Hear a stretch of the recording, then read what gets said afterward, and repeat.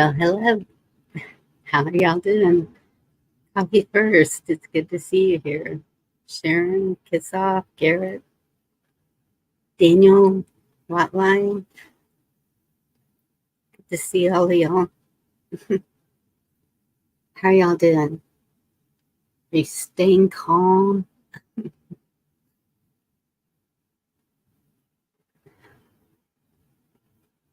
Please tell me you're staying calm.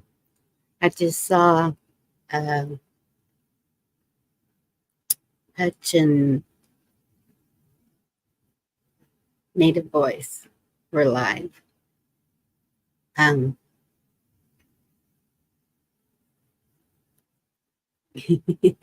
Since winter. We didn't have winter.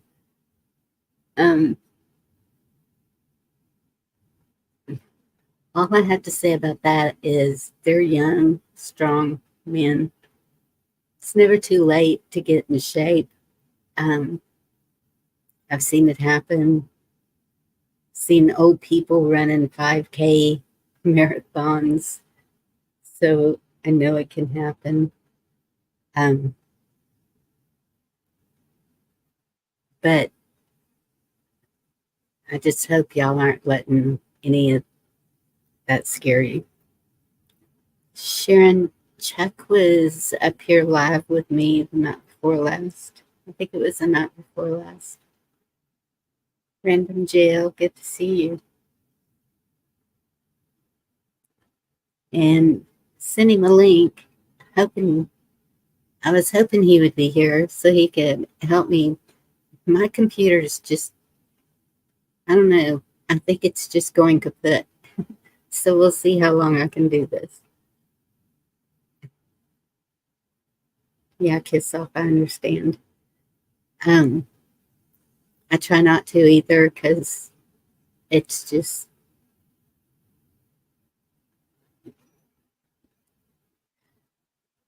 it is what it is. I'm doing what I can do, and that's it.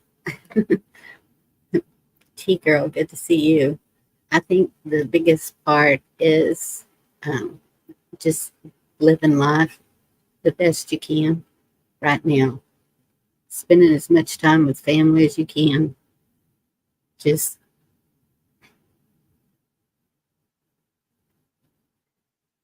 doing what we got to do.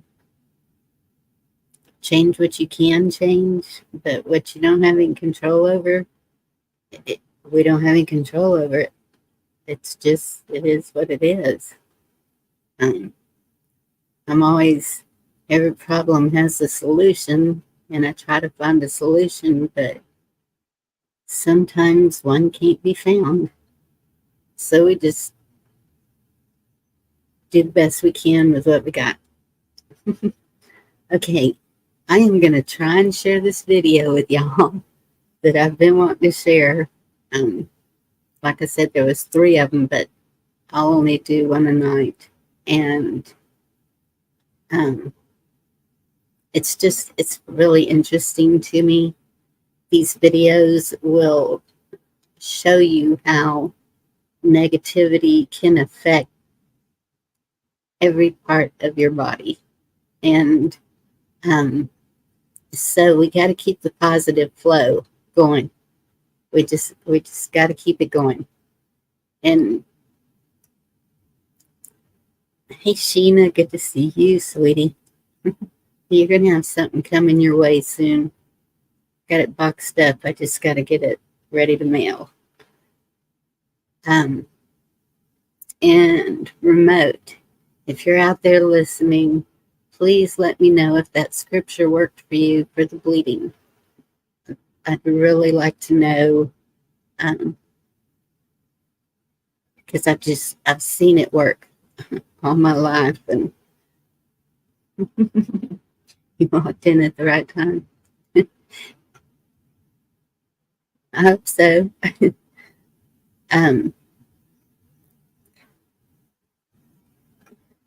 Let's see. Okay, I'm going to go ahead and try and share this video before my computer goes. Hopefully it won't go tonight, but I'll be talking to y'all in chat, so you let me know if it messes up, because I'm only seeing StreamYard end, not YouTube end. And so I won't know if it's messing up on the YouTube side.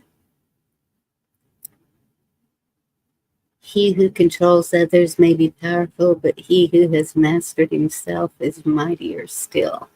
Amen. Thank you, Live. That is absolutely the truth. Okay, I'm going to mute, and I think it's going to pop up right away. I'll try not to take 5 minutes. Thank you all for being here. Y'all just make my day.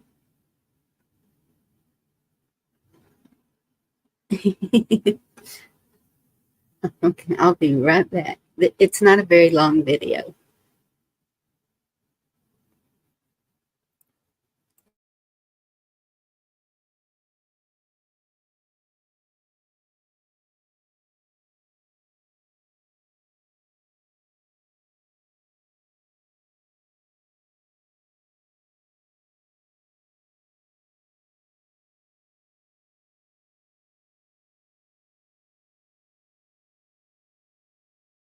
Today's episode of the Y-Files is brought to you by Established Titles. In September 1994, Yitzhak Rabin, Prime Minister of Israel, received an ominous message. It was a warning that his life was in danger. The sender of the message said this information was secretly encoded in the Bible. Rabin ignored the warning. A year later, the Prime Minister was assassinated. The code hidden within the Bible not only predicted Rabin's assassination, but also predicted the date and even the name of the killer. Secretly encoded in the Bible, written thousands of years ago, are predictions of every major world event, including terrifying events yet to come.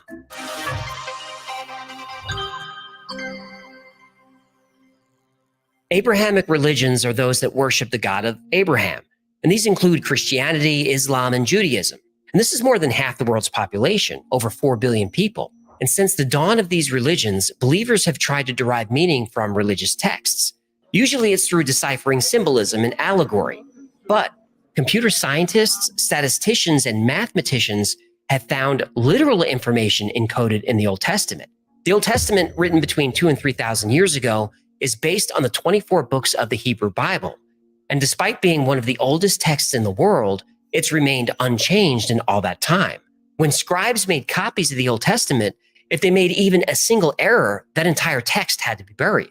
Why was accuracy so important? Most would say it's because this is the word of God, and to alter his word would be blasphemy. But there may be a more technical reason for maintaining accuracy, that God or someone encoded secrets within the texts. In the late 13th century, Rabbi Bachya ben Asher found a code hidden in the book of Genesis. He read 4 letters, skipped 42 letters, read another 4 letters, and so on. And when his chosen letters were strung together, they created a new passage that described the creation of the moon. This phrase also said that the lunar month is precisely 29.53 days. Now that's a significant finding because the exact length of the lunar month wasn't calculated until 1996 by NASA. And Rabbi Ben Asher's work was revisited in the 1940s by Rabbi H.M.D. Weissmandl. And Weissmandl called this type of code an equidistant letter sequence, or ELS, otherwise known as a skip code. How it works is you take a letter or number of letters, then you skip a certain number of letters, then you take your same number of letters, skip the same number, and repeat. Rabbi Ben Asher skipped 42 letters, but you could use any number. Then you link your letters together to form new words. Now, in the 1940s, this was difficult to do manually, but later, using computers, finding skip codes would become incredibly easy. Computer programs could also expand on the skip code technique using more complicated search parameters. Originally, letters found in skip codes would be strung together to form one long line of text, but computers allowed researchers to take these long strings and divide them into lines. And these lines could be 20 characters long or 50 or whatever you put into the program. Now, with letters arranged on a grid, new messages could be found by searching for text horizontally, vertically, and diagonally, kind of like solving a word search puzzle. So using this technique, mathematicians Elihu Rips, Doron Whitsom, and Yoav Rosenberg performed a series of experiments in 1985 called the Great Rabbi's Experiment. Rips and his colleagues made a list of 34 famous rabbis and sages from the Encyclopedia of Great Men in Israel. They input the names of the rabbis into their program to see if they were referenced in code in the Bible. But did the program find the rabbis? Now, even though these 34 men were born and died hundreds or even thousands of years after the Bible was written, their names were encoded in the Bible. Every single one. Doctors Rips, Whitsom, and Rosenberg took the names of famous rabbis and input them into their computer program. The program was then instructed to iterate through various skip codes and grid sizes searching for the names. Once a match was found, the program would then search horizontally, vertically, and diagonally for dates that intersected the names. These dates would then be compared to the known dates of birth and death for each of the names. The results of the experiment surprised everyone. The computer program found all the names of the rabbis encoded within the Bible, and when arranged on a grid, they also found the dates of birth and death intersecting the names. They tried again with 32 more names. Again, the program worked. All the names and dates were encoded in the Bible. To be sure, they tested their program on the novel War and Peace and other long religious texts. They found nothing, only random letters. But in the Bible, the names were there. In total, they found the names of 166 men encoded in the Bible, thousands of years before any of them were born. Dr. Rips said the odds of this happening by chance was about 1 in 10 million. The only conclusion that can be drawn from the scientific research regarding the Torah codes is that they exist and that they are not a mere coincidence. Doctors Rips, Whitsom, and Rosenberg published the results of their study in the peer-reviewed journal Statistical Science. Naturally, the study was controversial. Several experts tried to find a mistake, but nobody could. In 1997, Harold Gans, a senior cryptologic mathematician for the NSA, set out to disprove the Bible code. When Gans first heard the story, he wasn't just skeptical, he said it was nonsense. People are always coming up with all kinds of weird claims. The Loch Ness Monster, Bigfoot, flying saucers. By nature and by training, I'm a skeptical person. One day my wife asked if I had ever heard of something called Torah codes. I said yes, but she shouldn't take it seriously. She asked, how do you know? Had you looked into it? I distinctly remember saying, I have better things to do with my time than chase after nonsense. And she said, how do you know it's nonsense? Gans created his own computer program to disprove the Bible code. Not only was he able to find the names of the rabbis and their birth and death dates in the Bible, his program also found their places of birth and death. So another skeptic turned believer. In 1990, Dr. Rips had an idea. He was able to find information about rabbis who lived hundreds of years ago, but he wondered if the Bible also had information about people who were still alive. In 1990, Saddam Hussein was one of the most famous people on the planet. Dr. Rips input the dictator's name into the program to see if he was encoded in the Bible. Was he? He was. That's my sugar! And if the Bible code was correct, Saddam Hussein was going to attack Israel in 3 weeks. Did he attack? He sure did. I'm plotzing over here. Now, it's amazing. And only in the Bible do you find this. When, for instance, by skipping an equal number of letters, you spell out President Kennedy, the very next letters in the same skip sequence say to die, and Dallas is encoded in the same place. When you look for Shakespeare, the very next words in the same equal distance skip sequence say will present plays on stage, and Hamlet and Macbeth are encoded in the same place. When Dr. Rips input the name Saddam Hussein into his Bible code program, the name was found. Also intersecting Saddam Hussein's name were the phrases Russian missile and fire on third Shabbat. On January 18th, 1990, the third Shabbat of the Hebrew calendar, Iraq fired a Russian-made missile into Israel, sparking the Gulf War. This had Dr. Rips wondering if other major events were coded in the Bible. It turned out that many were. In 1992, Michael Drosnin, an American investigative journalist, was in Israel working on a story about war in the Middle East. While there, he was told about Dr. Rips' work. Michael Drosnin didn't believe in God, much less that God would be putting coded messages in the Bible, but it sounded like an interesting story. Drosnin originally set aside an hour to speak with Dr. Rips, but before the hour was over, Drosnin extended his stay in Israel. Rips showed Drosnin that it was possible that the Bible contained billions of messages. Drosnin, intrigued but skeptical, tried to debunk the theory. He couldn't. Instead, he worked with Rips to see what other messages could be decoded. And over the next few years, Drosnin and Rips found over 1,000 events encoded in the text of the Old Testament. They looked at the book of Genesis, where God tells Abraham, "Look now toward heaven and count the stars." Encoded in this passage is the date July 20th, 1969, and the words spaceship and Apollo 11. The phrase economic crisis is found once. It's intersected with the words depression and stocks and the year 1929. The word Oklahoma crosses the word Murrah, which was the building destroyed in the Oklahoma City bombing. Intersecting those words is the phrase, "His name was Timothy." In May 1994, the Shoemaker-Levy comet was all over the news. Scientists were speculating whether or not it would crash into Jupiter. Drosnin searched the Bible code and found the answer. The exact name Schumacher-Levy is there. It intersects with the phrase "will pound Jupiter." Crossing the phrase is the date July 16th, 1994, the correct date of impact. That same year, Drosnin searched the name of Israel's prime minister, Yitzhak Rabin. Rabin's name was there, crossed by the phrase "assassin will assassinate," and the Hebrew date 5756, which was a few months away. In the Hebrew language, numbers also have word meanings. 5756 could be interpreted as, "will you change it?" Drosnin felt this was a sign that he should try to stop this prediction from coming true. He sent a message to the prime minister. Rabin didn't listen and was dead a year later, just as the Bible code predicted. On January 26, 1996, Drosnin and Dr. Rips found another ominous prediction. The word Libya intersected the phrase atomic holocaust. If predictions couldn't be changed, this did not bode well for Israel or the world, because the date that crossed Libya and atomic holocaust was January 27, 1996, tomorrow. The Bible code contained the phrase atomic holocaust crossed with the word Libya and the date January 27, 1996. That day, Muammar Gaddafi, Libya's leader, made a public statement that Arab countries threatened by Israel have a right to nuclear weapons. Michael Drosnin feared that this was the beginning of nuclear war, but fortunately the prediction served more as a warning than as an actual war. After the prediction about the assassination of Prime Minister Yitzhak Rabin, the Israeli government took Bible code predictions seriously.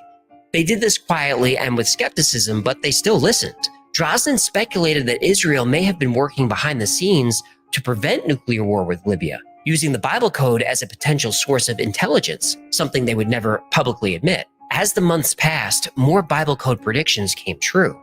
Benjamin Netanyahu was predicted to lose the 1996 prime minister election to Shimon Peres. The Bible code said otherwise, and indeed Netanyahu won a very close election by less than 1% of the vote. Lady Diana was killed in a terrible car crash in Paris in 1997.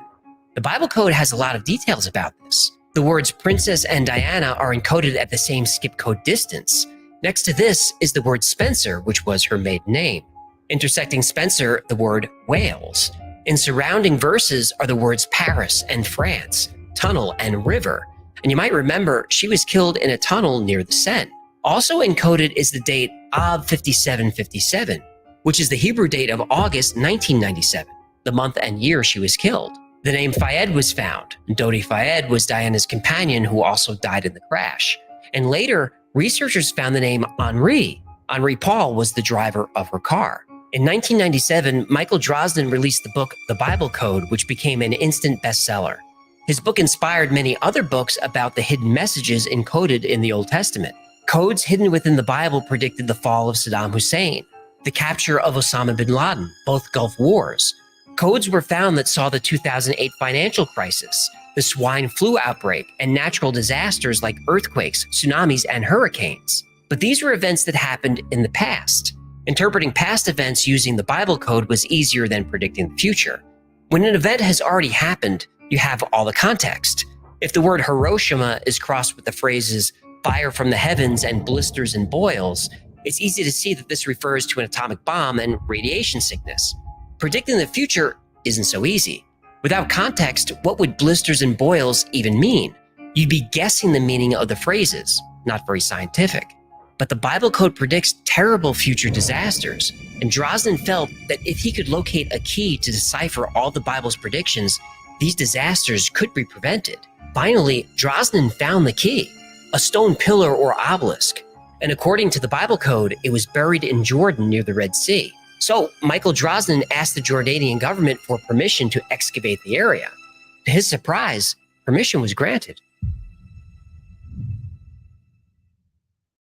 Logic tells me that the Bible was encoded to give us very important information. It was encoded, certainly, by some intelligence that could see ahead, across time. It was encoded in such a way that it would be found right now by a technology that would exist for the first time now, the computer.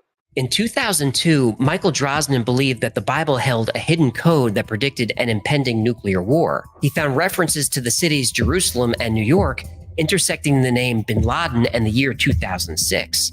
Drosnin contacted the Israeli and United States governments, but they ignored his warnings. Allegedly. Even though nuclear war didn't happen in 2006, Drosnin still felt there was imminent danger and was worried he got the date wrong. Drosnin believed there was a key to the entire Bible code in the form of a stone obelisk hidden somewhere in the Jordanian desert. And if this obelisk was discovered, it would allow all predictions in the Old Testament to be deciphered, averting the coming apocalypse. But who put the obelisk in the desert in the first place and why? Drosnin wasn't religious. He didn't believe it was God speaking to Moses on the top of Mount Sinai. Drosnin actually believed that Moses was speaking to Please say aliens. Please say aliens.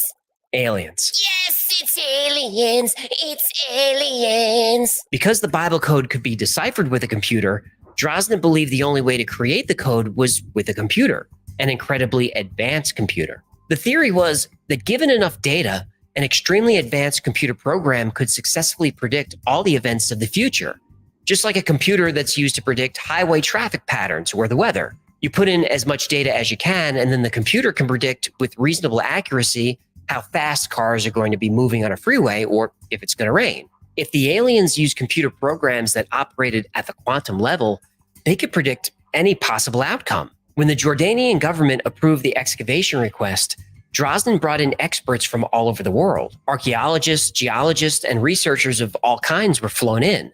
Finally, the obelisk would be discovered, and every code hidden within the Old Testament would be unlocked. No, what did they find? Well, the political climate of the Middle East shifts quickly. At the last minute, the excavation permit was revoked. No! Yep. Michael Drosnin would go on to publish 2 more books about the Bible code, but as the years went on and fewer predictions came true, each new book performed worse than the previous one. In June 2020, Michael Drosnin passed away. After spending 25 years researching, even learning Hebrew in the process, Michael Drosnin wouldn't live to see the Bible code proved. The proof is allegedly still buried in the desert, and to find it would take nothing short of a miracle. And until we get that miracle, we'll have to settle for science. The Bible code does not give us one predetermined future. It tells us all of our possible futures. And by having this information in advance, we can prevent the worst dangers from ever taking place. When Michael Drosnin released his first book, The Bible Code, I was fascinated with it. Whether the Bible was created by time-traveling humans from the future, aliens from another world, or God himself, Drosnin seemed to answer questions that we all have. Are we alone? Or is there something more, an intelligence beyond our understanding? If the research into Bible codes was considered fringe, then Michael Drosnin was considered on the fringe of the fringe. Drosnin built on the work of Dr. Elihu Rips, who first published his paper on the Bible codes in 1985. But Professor Rips didn't believe Drosnin's predictions. He felt that Drosnin was only seeing what he wanted to see and would manipulate and interpret the results of the computer program to support the predictions. But to be fair, Dr. Rips still believed that the original study, The Great Rabbi's Experiment, was true, that the names and dates of the great Hebrew sages were coded in the Bible. However, Dr. Rips' work had challengers. In 1999, Australian mathematician Brendan Mackay published his own paper in Statistical Science, the same journal that published Dr. Rips. Dr. Mackay pointed out that Rips' methodology was deeply flawed. For example, in Dr. Rips' study, if the month and day were correct but the year was wrong, that was still counted as a match. If the year was correct but the month was wrong, that was also a match. Plus, Dr. Rips allowed name matches that were very vague. Nicknames, titles, and initials were all counted as matches. For example, if you were searching for matches about Elvis, E.A. Presley or Mr. Presley or EAP would all be considered matches. So would husband of Priscilla or Lisa Marie's father or even the king. Also, while modern Hebrew uses vowels, the ancient written Hebrew language did not. So word matches were found using only consonants, which gave the researchers a lot of wiggle room. Both Dr. Rips and Michael Drosnin blew off this criticism. In fact, Drosnin said, if my critics can find a message about the assassination of a prime minister in Moby Dick, maybe I'll believe it. No way that was in Moby Dick. Oh, not only was the assassination of Yitzhak Rabin in Moby Dick, McKay showed that it was there multiple times, yet it was only found once in the Old Testament. McKay also showed that the death of Lady Di was in Moby Dick. So were references to the assassination of Robert Kennedy, as well as other famous events. Well, maybe aliens wrote the Bible and Moby Dick. Did they ever consider that? They probably didn't. Uh-huh. McKay's point was, if you already know the outcome you want and you have a long enough text with enough letters, you can manipulate a computer program to churn through any text in order to give you the result that you want. McKay even used this technique to find phrases about the September 11th attack in song lyrics by Vanilla Ice. All right, stop. What? Collaborate and listen. Ice is back with my brand new invention.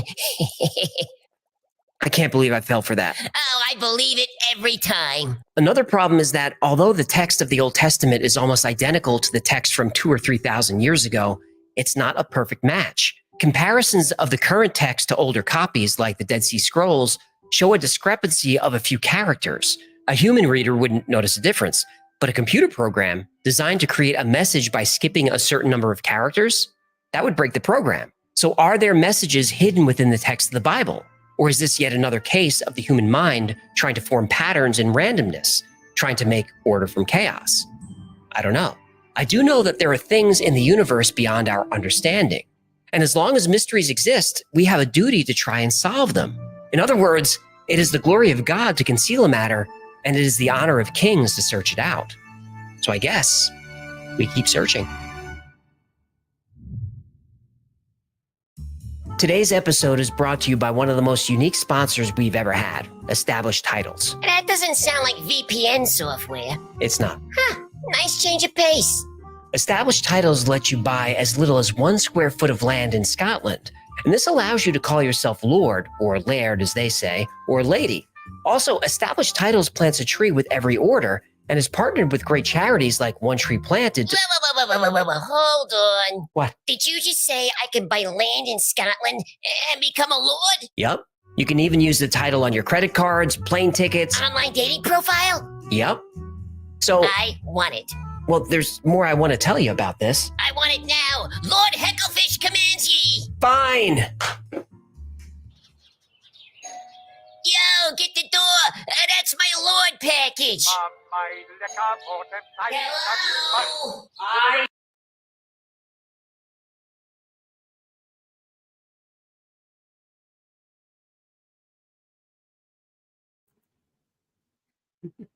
Fish voice was a little annoying. Sorry.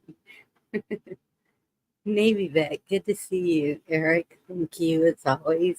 Love you. How are you doing, Navy vet? We've been keeping you in our prayers. Random, I know. It's sometimes I'm like, is this going too far?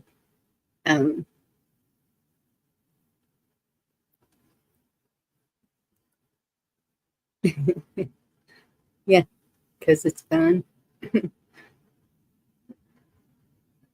Hey, William, good to see you. I don't know. It just anything that raises more questions, I'm all watching it, and then it just has me questioning more things, but at the same time, staying solid in faith is the answer for me. I just have to stand my ground on my values, morals, and my beliefs.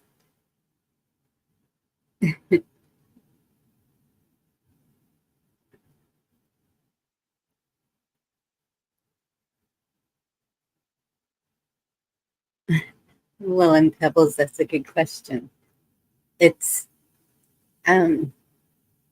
I don't know. I don't know a lot about computers. My mother was the programmer. I've seen her do the codes. I've seen her um, back when they were just a paper that they would punch holes in or whatever. So I just find it all pretty interesting that, what if? And but even saying what if, that doesn't mean it's factual. It doesn't mean it's just what if. And what ifs are always changing.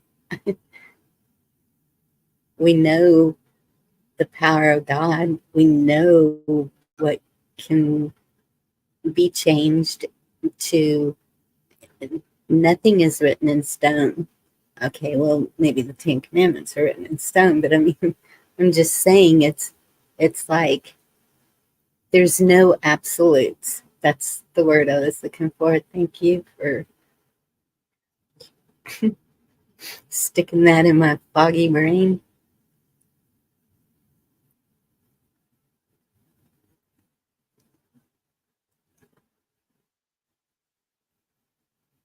Oh my goodness, Navy Vet, I'm so sorry.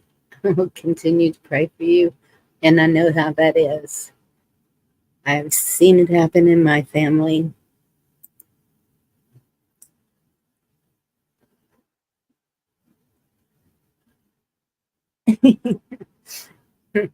Okay, Pebbles.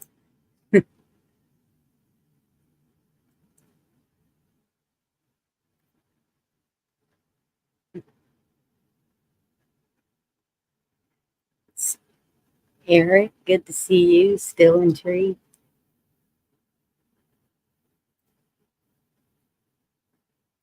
Well, where'd that go? Well, that's so true. Um,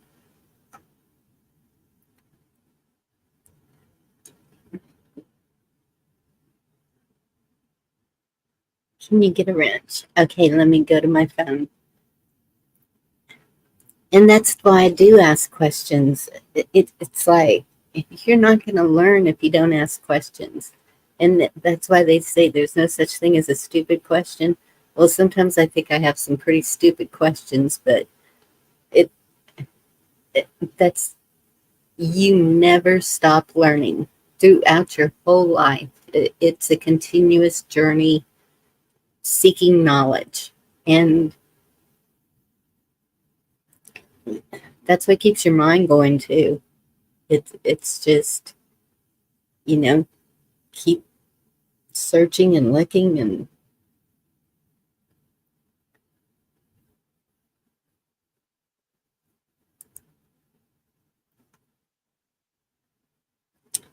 did I put the link? I'm putting the link. If anybody wants to come up and talk, I would greatly appreciate it.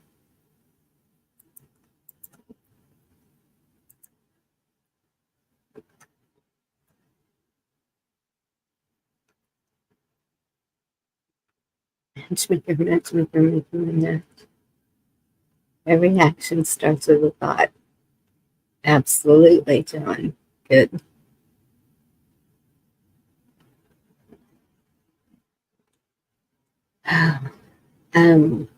Me. I'm looking for me. Where am I at? We're live. Turn the volume down so I don't have to listen to myself again.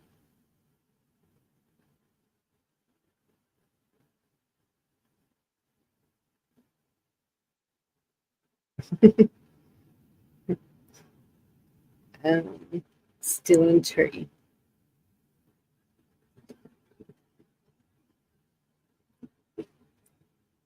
There you go. Done.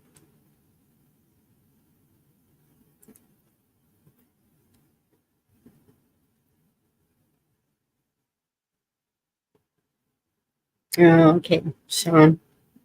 I understand. Much appreciated. You are a busy man. I don't know how you keep up with it all.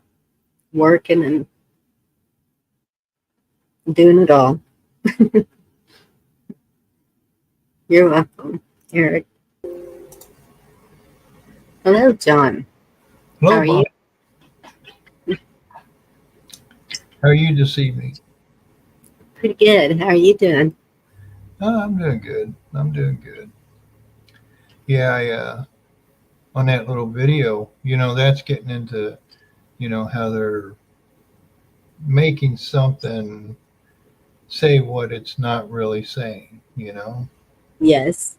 And And what does it say in Revelations? right. And this has been going on for a long time. And that's like the Da Vinci Code, um, which there is a certain degree of um, looking at things from a different perspective, and it makes things say something different. Yes. But at the same time, like back in the Roman time, Caesar, they actually did come up with like code writing. He would offset the alphabet 6 letters and then write what he was wanting to write, which you had to know the key. You had to know he did that to understand what it said. Yeah. But they do that.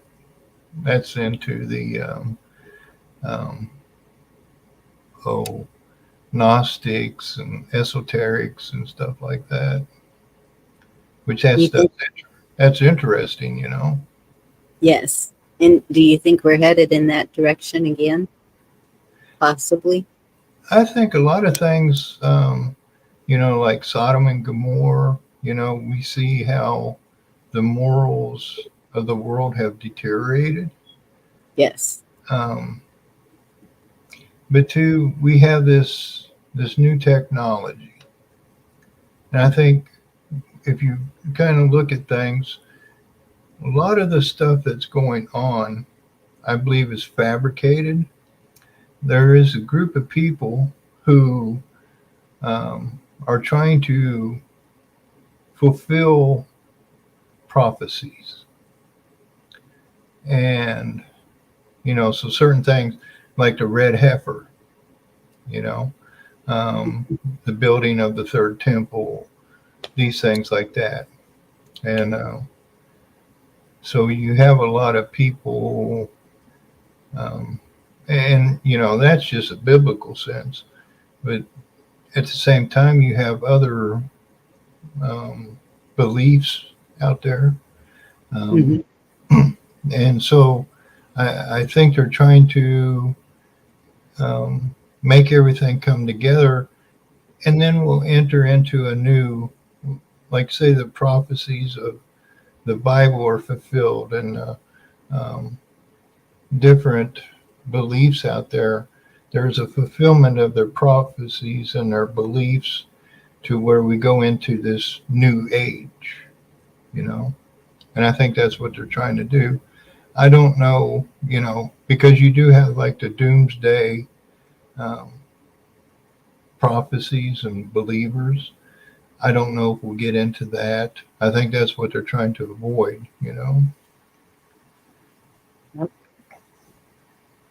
Thoughts on the third temple besides the moth? What was that, Dan? What was that? Random jail. Thoughts on third temple beside the mosque? Not sure what you're referring to there, Random. Yeah, I don't know either. I don't know if it meant beside, next to, or instead of. Yes. Well, that's from what I understand, the third temple has been like pre-built, and it's just waiting to be put up, if that's possible. Um, and so I'm wondering, is it going to be waiting for the outcome of what's happening over there, or I don't know. There's Yeah. so much going on globally that it's just like, how do you keep up with it all? There's no way. It's and so that's where we've got to just stand firm in what we are and as people. What, like, good to see you. Oh, what? Hello. How are you? Good? You? Good. Cheerio. Very well. Very well. I'm doing good. Where are you from? What? Excuse me. Oh, I'm from Georgia. Georgia. Now Georgia's on your mind. You had an accent. That's why I asked. Yep. Born and raised. Yeah, there's, and that's like, we talk and stuff like that, but there's a lot going on, but there's so much that we just don't know. And you would have to be in the clique, that's like you've got like Cambridge Analytica, you've got so many think tanks out there who have more information. And, I always say, like today I was watching the House committee on pulling out of Afghanistan. And, the government is probably the biggest secret society we have, because it's like they're asking them questions like, well, we'd like to talk about that behind closed doors. Or we've gotten this file from you and it's all redacted. Can we get it? No, we can't do that. That's still under investigation, so you don't get no answers, Yeah. Okay. So it says thoughts on being built beside the mosque. There is available space for it in front of East Gate.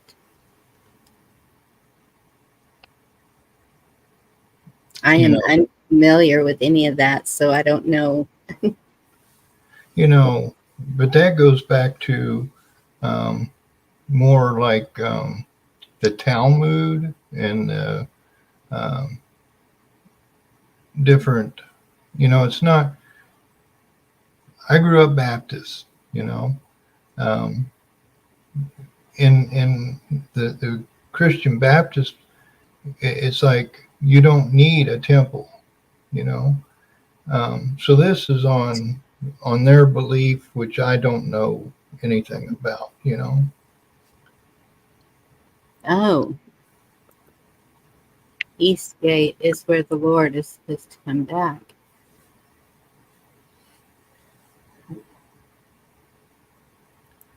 But that's like I say, there's so many beliefs in this world, Mhm.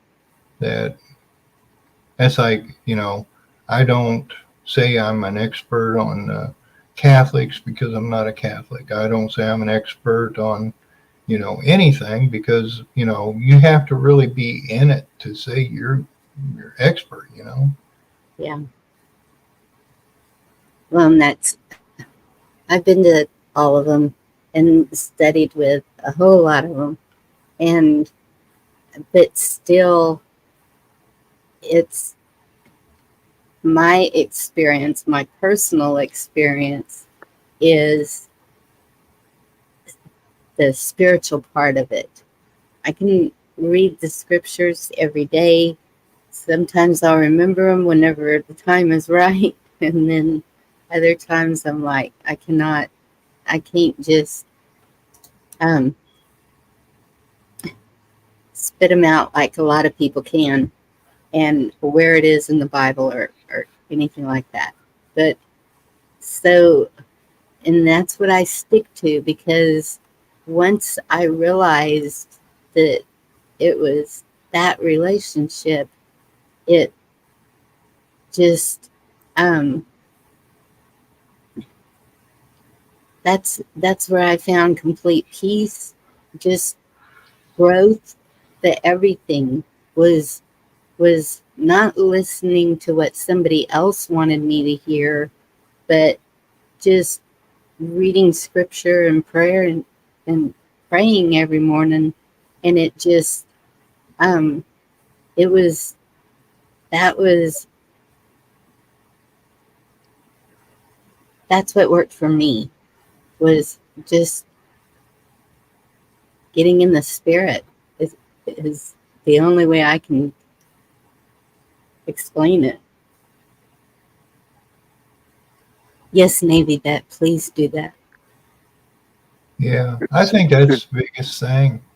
Like I said, there's a lot of beliefs, um, but at the same time, like when you look at some of these different beliefs, they're destructive beliefs. They hate people, um, and different things, and even sometimes they try to use um, the writings of the Bible to turn us together. You know, like, well, just because you're a Southern Baptist and I'm a Northern Baptist, we got to be mortal enemies because we don't believe exactly the same thing. And they do Yeah. that. They do that with all of it. They use it as a tool, and it's like, no, it is a personal walk. This, I believe that, read the Bible. This is your journey. There was a book called the Pilgrim's Progress, and it describes how we're on this earth and we all have our own personal journeys, and it's about making the right decisions, and to I believe the Bibles, the holy books, were meant to teach us, to love our neighbors, to get along, to put things aside and have morals about us, you know. Um, Yes. but a lot of times, we get so caught up in just reading it and saying, okay, I'm holy, or, instead of actually looking in the mirror and saying, you know, um, my favorite saying that, how can I change this world? I got to start with myself. You know, I don't want to be part of the problem. And a lot of people don't do that. They start thinking they're better than somebody else because they read the whole Bible. They start, all kinds of different things.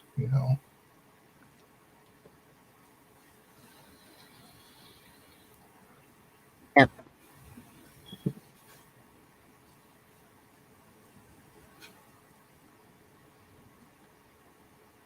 And it's like with everything. Um, there's so many things that you can see, so many different sides to. And that's why I did one not very long ago, I believe, about the elements.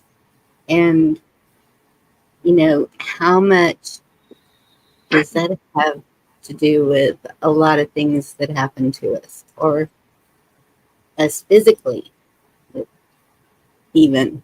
And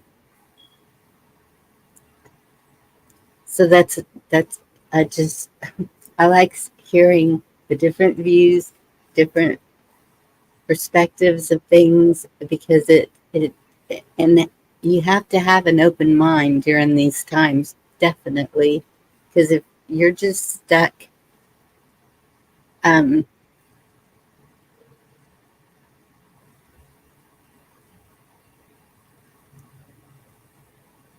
I think if you're just really stuck in being hard-headed and stubborn and this is the way it is and that's that, then you're not going to be able to get along with others, no matter who they are or where they're from or whatever. And I think that we're supposed to do that. And that's why this border thing is so hard for me, because I can see the need, but I can see the evil that's going along with it. And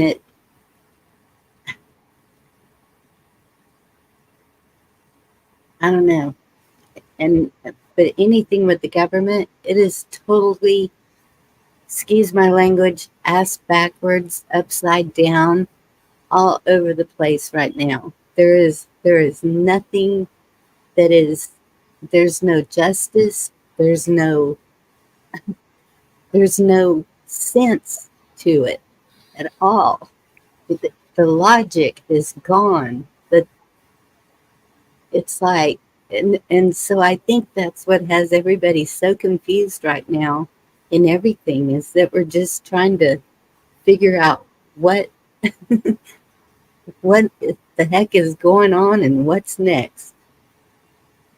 But could that be um, on purpose? On purpose, I definitely believe it is. I think that it's to, I know that they are trying to get us to uprise. I know that they are trying to get us to battle someone.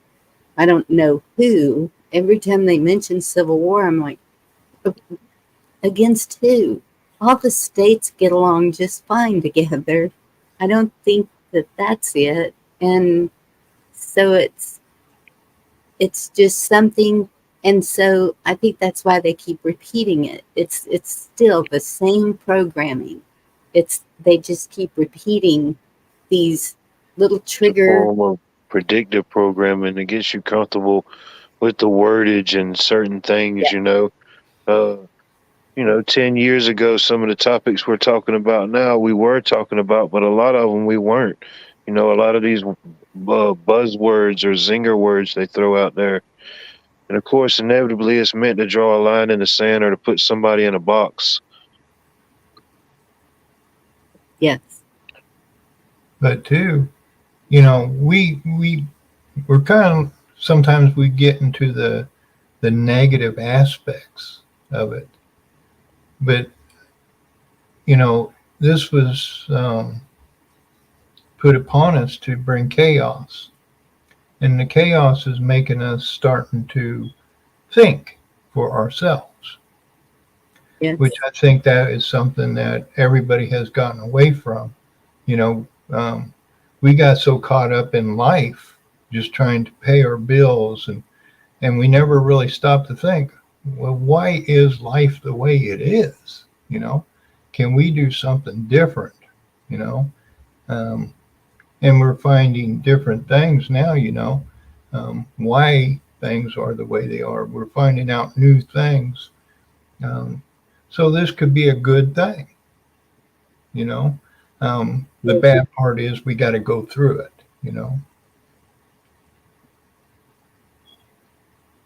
Oh, yeah, we have to. Yeah. It's chaos. Chaos in a way. It's almost like the law of the land in a way. It's always going to be something going on around. It may just be more polarized now and more in your face.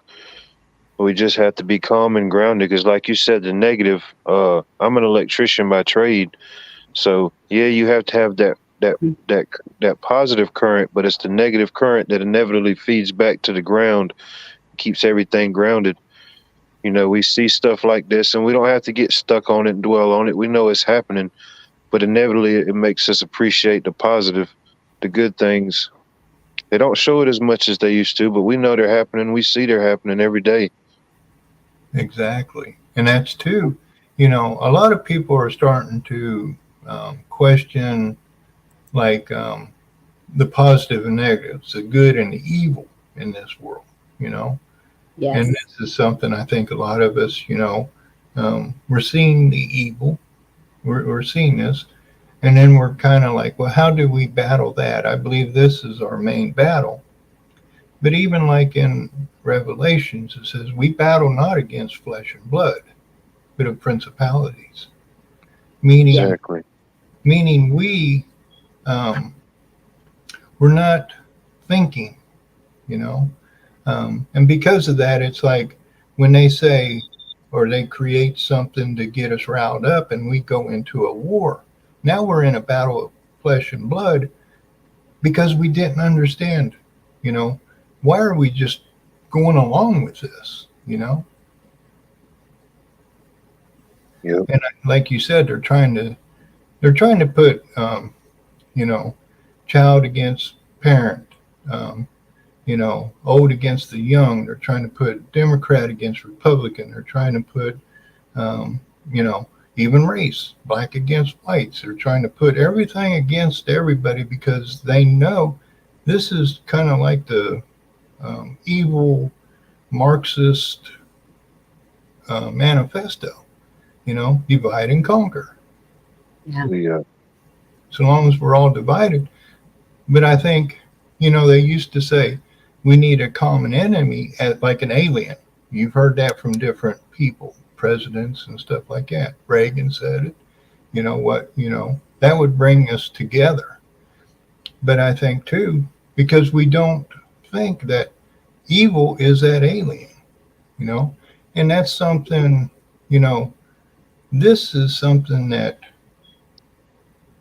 is a principality because people get it in their mind. Um, that's just like if let's take race. If a white person was to get in their mind that we should hate other colors, well, that's stupid. That's like saying, "Well, I hate you because of you've got blue eyes," or "I hate you because you've got blonde hair or black hair." You know, Right. which that's ludicrous because people don't stop to think that, hey, this was put in my head somewhere along the line, whether it be friends, family, or somebody um, preaching that to me. Yeah. Um, I want to answer Bear. In my opinion, um, from what I have read, the one and only, the creator of all. And that's God, the one God. That's when they were taking down the statues and people were getting really riled up about that. And I was at first I was like, what kind of mess is this they're trying to do now? And then I thought about it and I thought, well, what if they could be considered as idols? So it's no big deal that those statues are coming down, but don't replace them with a satanic statue like they did in at that one courthouse. That thing was evil looking. They They're, put Baphomet. I'm sorry. They put the Baphomet statue. Mm-hmm. You know, Yeah, and they're they put the was it the statue of Baal in New York, and so that I have a problem with. Don't be putting up those kind of things and glorifying it. Our children, our grandchildren, then they're growing up seeing these things and they're accepting that as normal also. And that's what I think that they're trying to push so much evil out there to make it normalized for that age group, the, the younger ones that are just getting into school or in school now, where their minds are developing and they're taking all of this in. And that's where we have to step in and make sure that those kids know this isn't right. I'm seeing more kids standing up and voicing against it, which is good, thank goodness.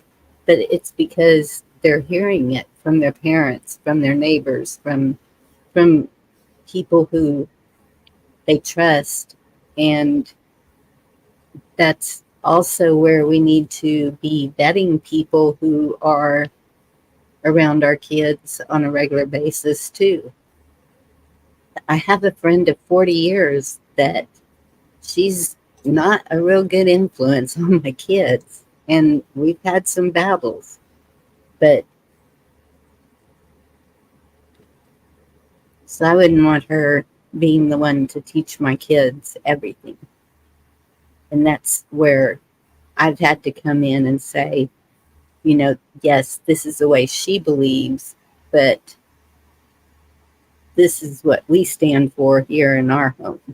And Yeah. I could just imagine like the kids 13 and under, the mental gymnastics their minds have probably went through the last 4 or 5 years. yes, it's horrible. It's I mean, of course, we have adult things to think about, but the type of stuff that's, I don't know, it's weird. yeah. And I totally agree with somebody must have said, take the cell phones away. And I totally agree with that too, because they are getting so much information off the cell phones. I didn't let my kids, well, the older ones, cell phones wasn't a thing, but the younger ones, um, my fifth child, I kept telling her, not until you are 16 years old will you have a cell phone. And only because then in high school, going on all the trips, she was in band, she was in soccer, archery, you name it, she was in it. And just so that she could get a hold of me and let me know when to pick her up from the school.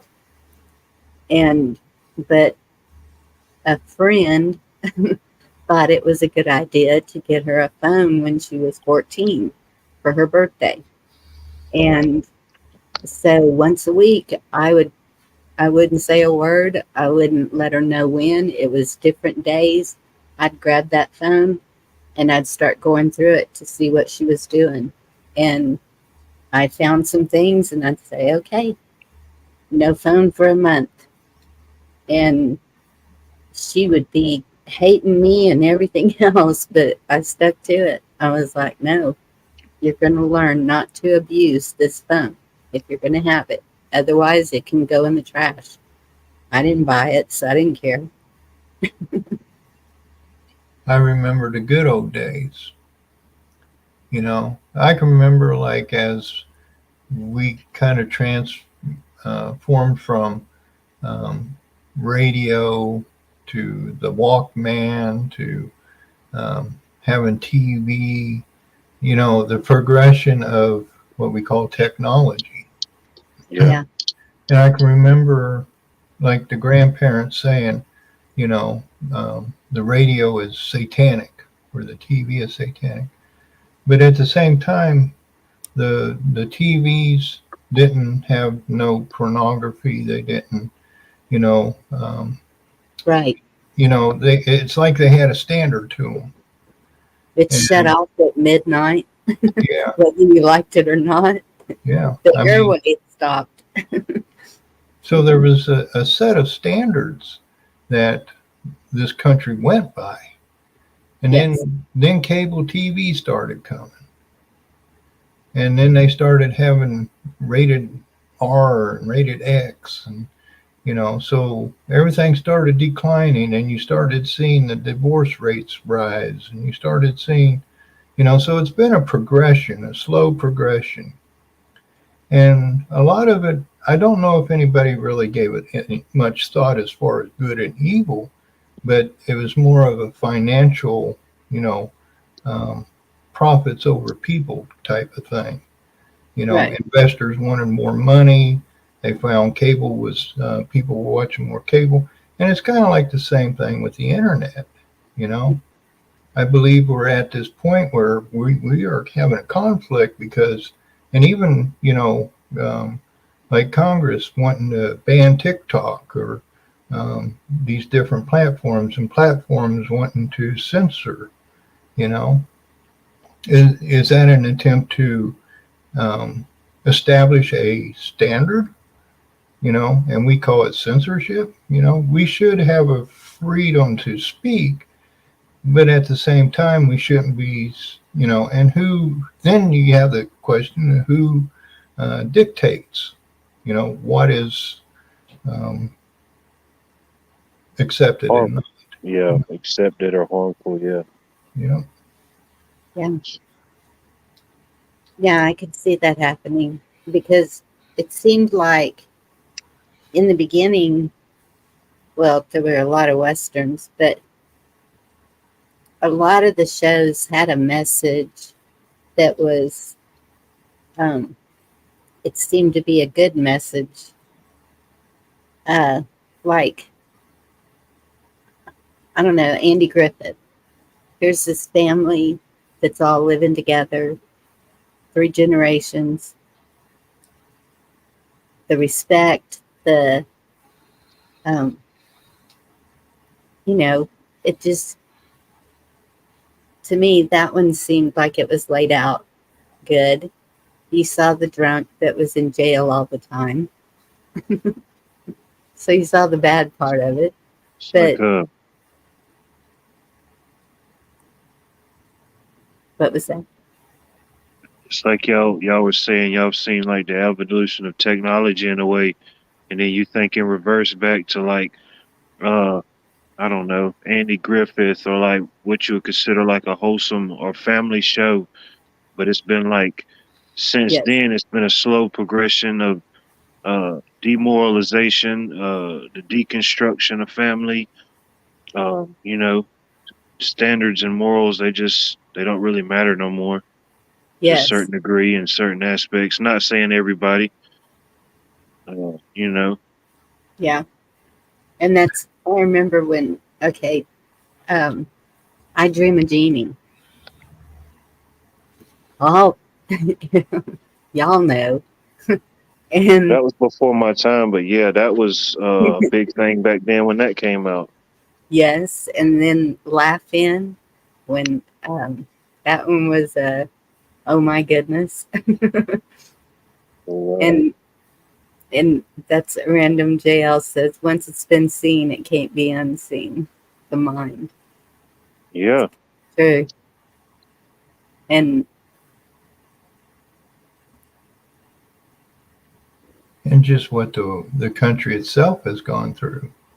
You know, yes, that's yes, like, the world wars where the men went to war and women went to work in the factories, you know, yes, um, which that was bad for the family, but it was good for the politicians and the investors yes, because, now you can tax two incomes.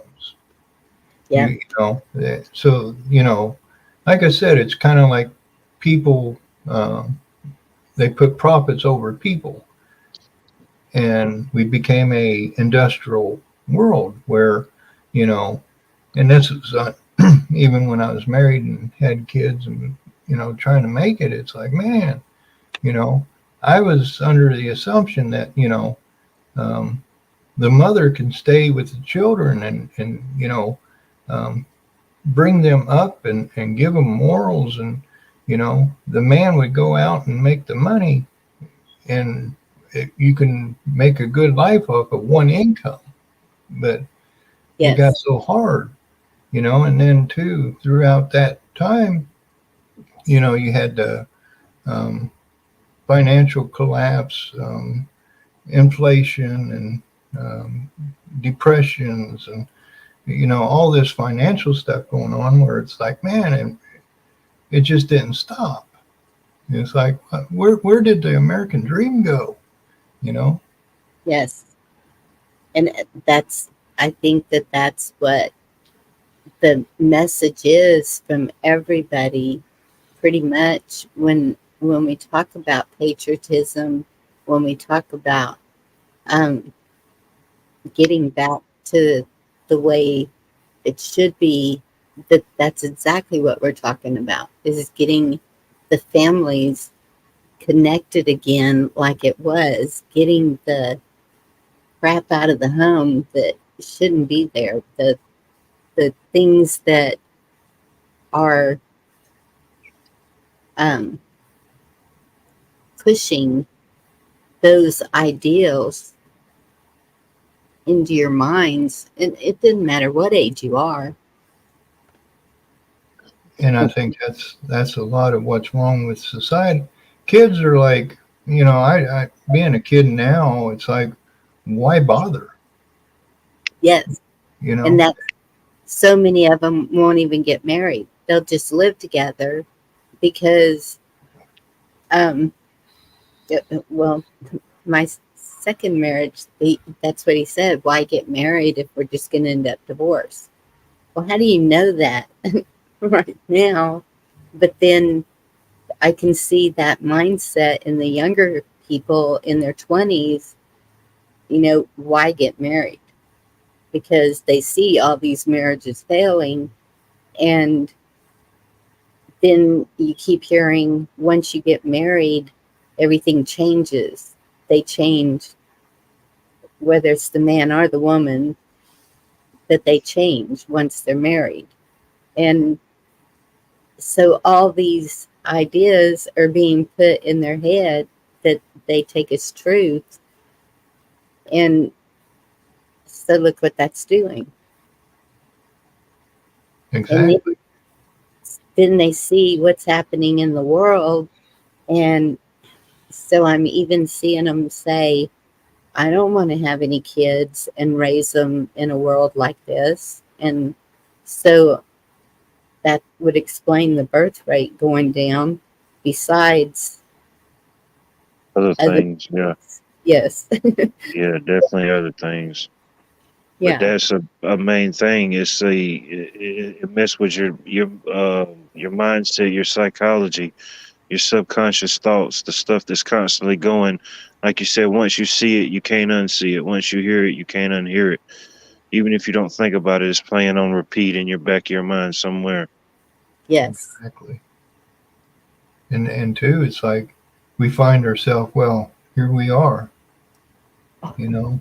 And although I like history and different things like that, and you can kind of see where history just keeps repeating itself. You Yeah. know, the people who are um, making profits, they keep the story going because they're keep getting wealthy, and the poor keep getting poorer. Families keep getting destroyed. The youth is getting destroyed.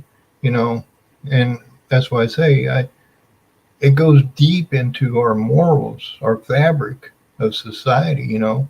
Marriage Yeah. and family used to be the fabric that held our morals and society together. I Yeah. had a I had a talk with a young kid. I was at the store. Well, he wasn't young; he was in college, and I said, "Well, the morals of the world are hurting right now." And he was a young kid, but we got into, do you go to church? And he was like, "No, I don't go to church." And I go, "But the church teaches us morals and how we should carry ourselves." And he goes, "Well, there is a book that they do have in college. It's the Book of Morals." And I'm like, "Wow, I didn't know they had that." You know, Regardless of whether it's, even though, as a Christian and you believe the Christian, we got to start somewhere, on turning this boat around, or else we're just going to go off the waterfalls. Yeah. Right what about that. what Bear asked right there. That's when we did our vows. Uh, I asked that be taken out, and I think it was replaced with respect or something. It was something like that. The word obey. Um,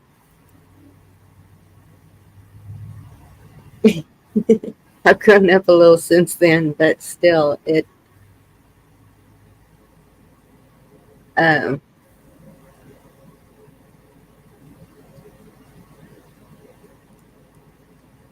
it can be taken out of text just like anything else. The obeying part. I can see where the man is to be the leader of the home, and in doing that, there are times when you have to follow what he says. But at the same time, I feel that it should be discussed and maybe a compromise made. I don't know. But then again, that's like the Bible, you know, Eve was created from Adam. And Yes. in the Bible, it says from Adam's rib. Yes. If you look at the Hebrew word for rib, it has 3 meanings to it. And one of those meanings means half. So if you use that interpretation, which that's not changing the Bible, you know, Mm-hmm. a lot of our Bible was written at a time when, like if you look over the Middle East, how they treat women. You know, so their mentality was different. So the scribes and the interpreters, you know, they used what they believed at the time that what that meant, you know. So now that kind of changed your perspective. Woman was created from half of Adam. You know, Yeah. that's why a lot of people say she's my better half or he's my better half. Yes. And, you know, the woman and the man, this is the whole concept of love. If you love each other, you'll work it out. You'll work together. You'll figure it out. You know, that's like, you know, if you're busy or if my wife is busy, I'll do the dishes. You know, it does not degrade me none to do that. You know, or if I'm busy and, you know, she's capable of splitting a piece of wood, there's nothing wrong with that. That doesn't make her superior over me. You know, you work together, you know, and I believe this is some of the conflict we deal with, you know, in our life, because, you know, that whole concept of a woman being lesser or should obey a man. I don't agree with that. I believe you work it out. You're equal. We're all equal, you know. Yes. And then Bear said, all married men, would you like to be right all the time or would you like to be happy? When he was talking about it. That's good. Happy wife, happy life. Right. You work it out, you know.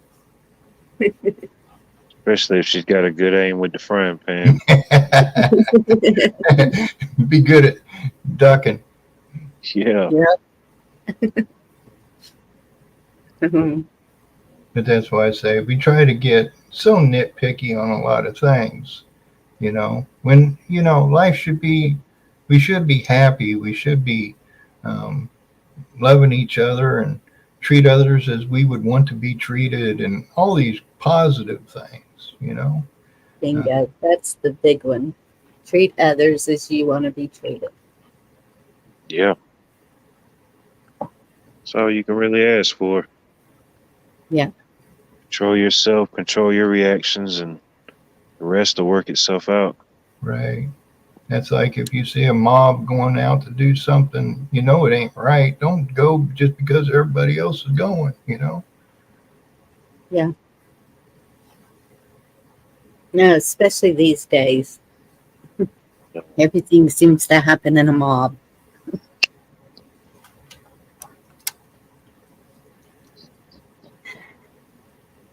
Yeah. Even if it's good intentions, I mean, it's, you know, that many people, you know, telling what could happen. Right. Yeah. Perception.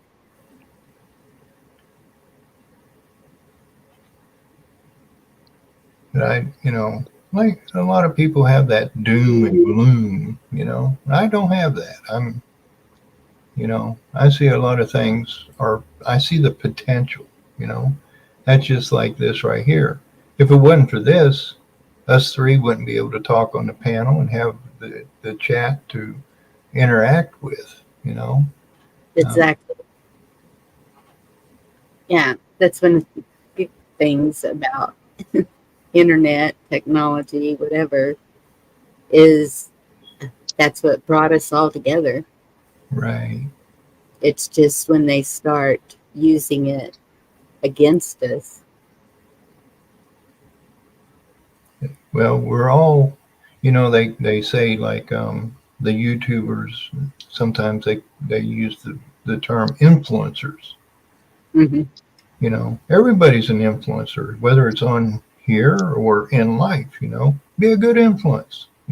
Children are watching, people are watching, maybe, people say, hey, you know, I want to be like him or I want to be like her, where I'm not all this doom and gloom and we're all going to die and burn and go to hell. And, you know, Yes. And that's the way the Baptists preach, though. right. What Yeah, they call I seen that Navy bat TikTok bill, death of the First Amendment, um, Yep. Yeah, I don't think it's so much directly a TikTok thing as they're labeling it. It's more of a widespread thing. Like they do everything. Every bill that they make, there are so many other things put in there that they know the people would be against. or the hidden agenda. Oh You, yeah, Yes. the fine you, print. you give them an inch, they're going to take a mile, And Yes. two, they think the common people are stupid. That's just like, like we were talking about how TV had standards to it. You could say that was censored. If you really looked at it, you could say, well, that's censorship. But they were censoring out negativity because they had a sense of morals, you know.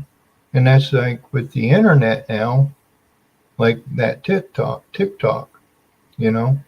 Um, I wouldn't think they should ban TikTok, but you know, um, have where you can't have pornography, or pedophilia. There's got to be some kind of set standard that everybody would agree upon. Yeah, Yes.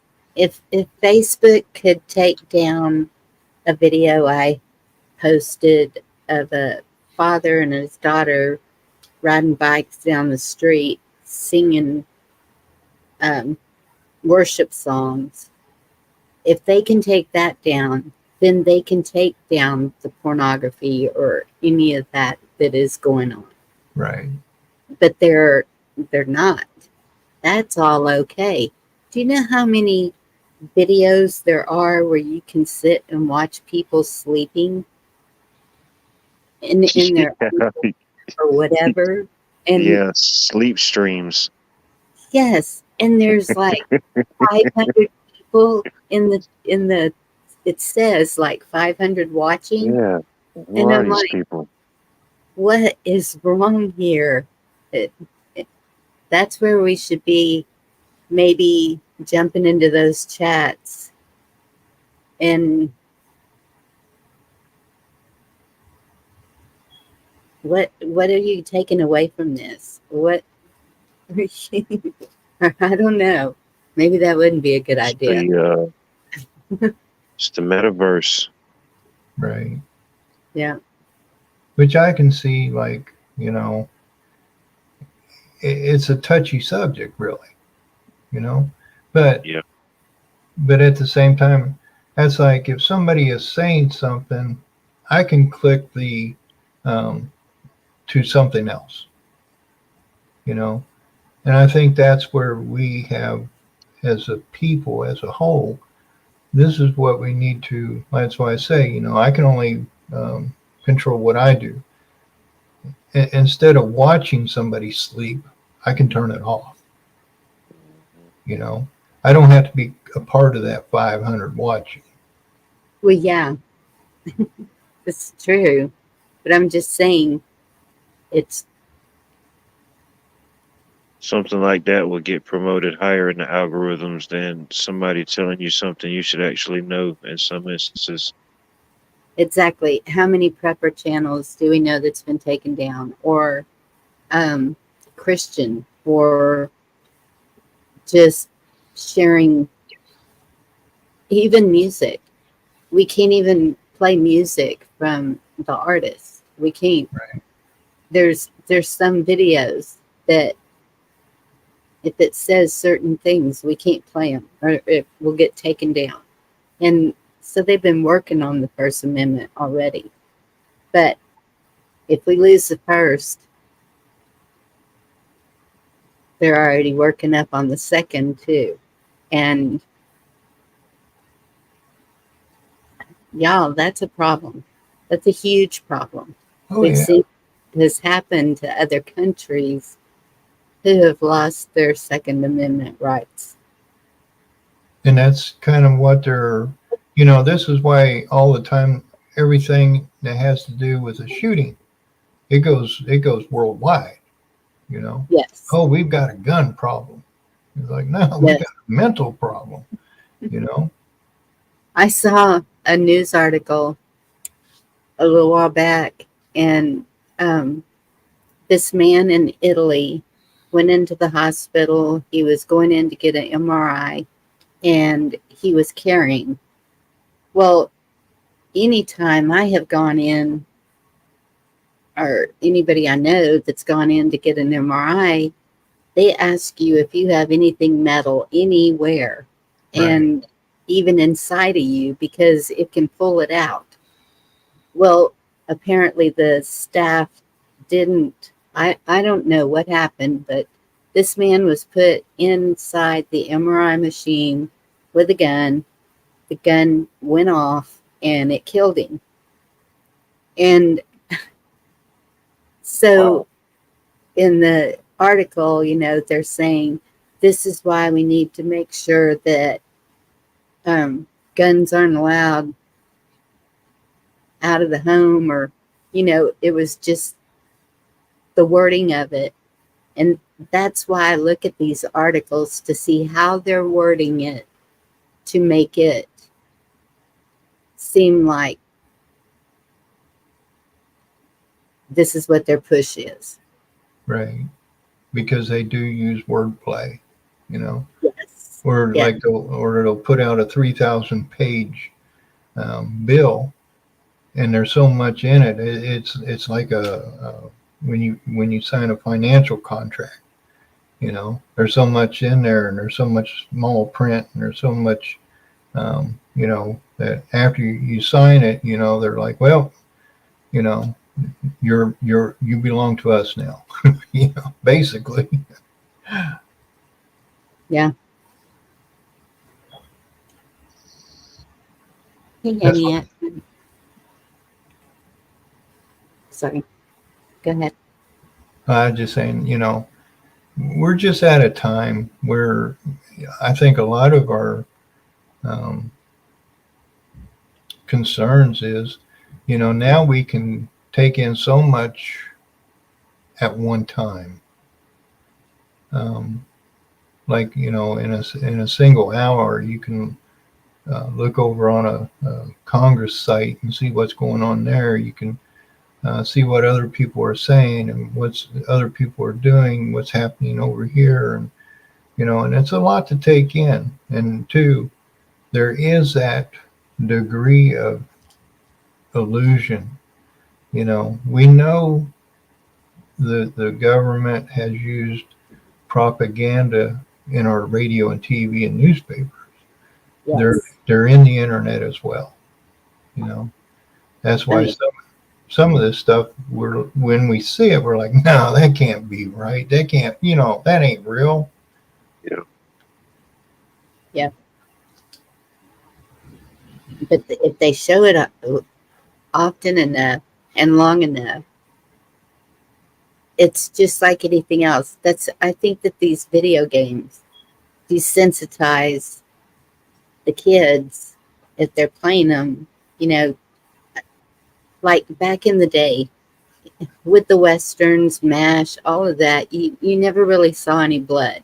Maybe in MASH you saw a little, but you never really saw blood. But now in those video games, they've got it just gushing everywhere. Right. And it's so, kids seeing that now, it's not going to bother them if they see something like that. Or could it even make them want to see something like that? It just, I'm just not real sure about the video games. And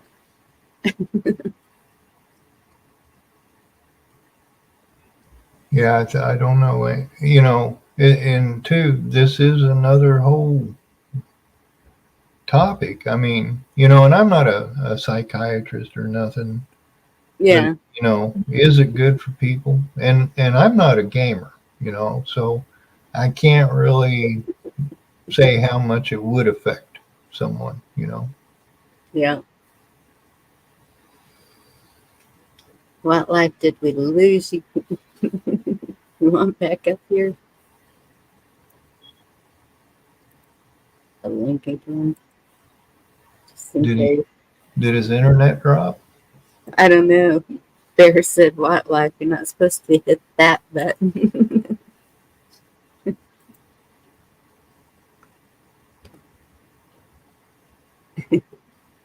I've done it before if I'm on my phone. The phone is so hard to use doing lives. Well, even modding. You're scrolling up. Wait a minute. What did I just see? And you're scrolling up and you accidentally hit someone else. And it's like, oops, sorry. Didn't mean to time you out.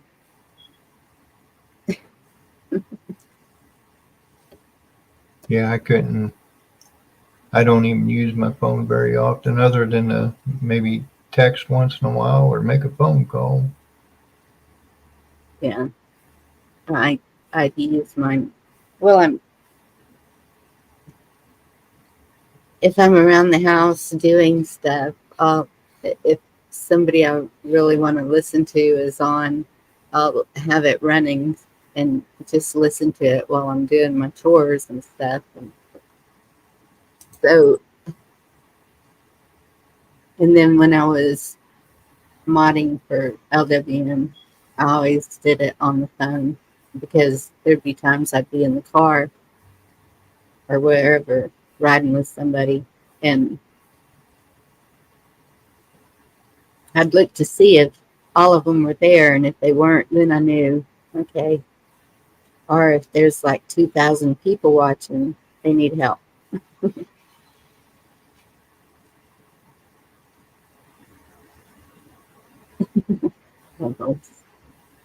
Yeah, I like using it just to, you know, learn, you know. Even though I'm 60 years old, I like to learn.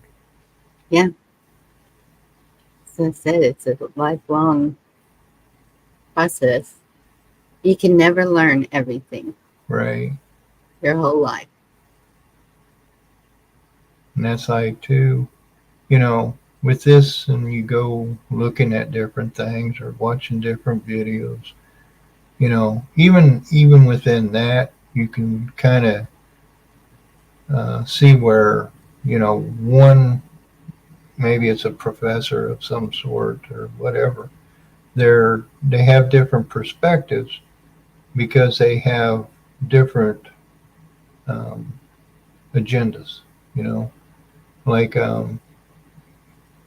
anything, you know, if a person from um, let's say Russia writes a book versus somebody from America writes a book on the same subject, you'll get two different variations. You know, one might put Russia in uh, a good um, light, and the other one would put the American in a good light. You know, so it's kind of like, well, what's the truth here? You know, but these are supposedly two scholars of the, you know, let's say it's archaeology or something like that, you know. So there is that deception going on out there. Oh, definitely. And so that's Antioch to West Point has dropped duty, honor, and country from their mission statement. And it's like, oh, I just lost it. I don't know what I was going to say. The duty, honor, country, you know, that's Oh, Catherine, Jeannie. that's like what they want to do with everything, you know. They're wanting to destroy what what everything was, you know. They're even wanting to destroy this nation, you know. That's like, you know, defund the police, um, you know, the military industrial complex, you know, like everything is evil. I think there is good people in our police force, you know. So to me, it's like, well, don't just cut the funding. Let's clean out, you know. Um, and like only a cop can tell if a cop is bad or not. So it's kind of like clean house, you know. Let the police clean their house up. Let the government clean their house up, you know. Yes. Because, you know, the world is big and it's very complex.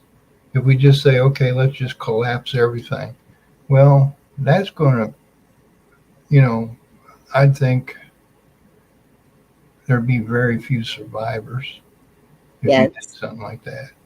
And it would take decades to rebuild it. So, no, that's not a good idea. Right. That's why I say I think it is a matter of good and evil. And I believe the good has to just get the evil out. Yes. And I still think one of the ways of doing that is being the light, being the hanging on to those values and morals, Right. and treating people good and love. Doesn't one of the verses say, and the greatest is love? And I don't think that people understand what that really means. That it's being able to forgive, being able to accept, not, I mean, not to the point that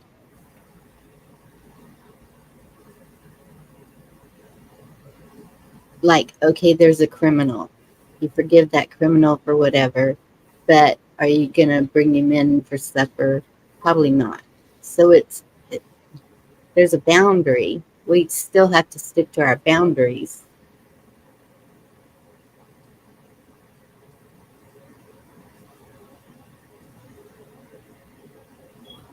Yeah.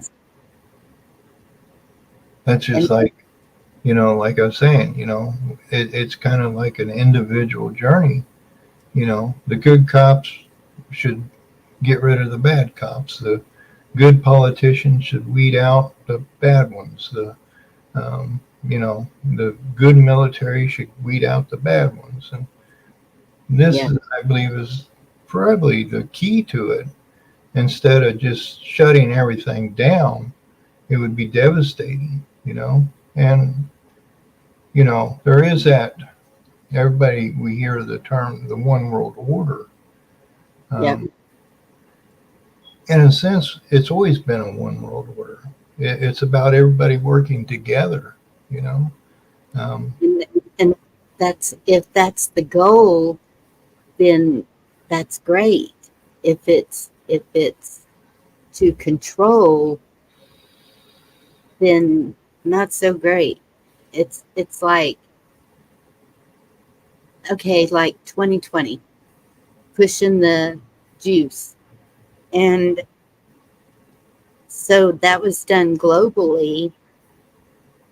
Was it a good thing? No. I think that they have the numbers way lower than what they truly were of people having reactions to the Jews. Nancy, it's good to see you too. But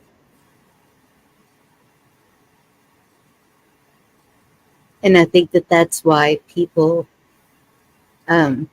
worry about it. And then we know the bad players in there too, Soros and Schwab and all those. So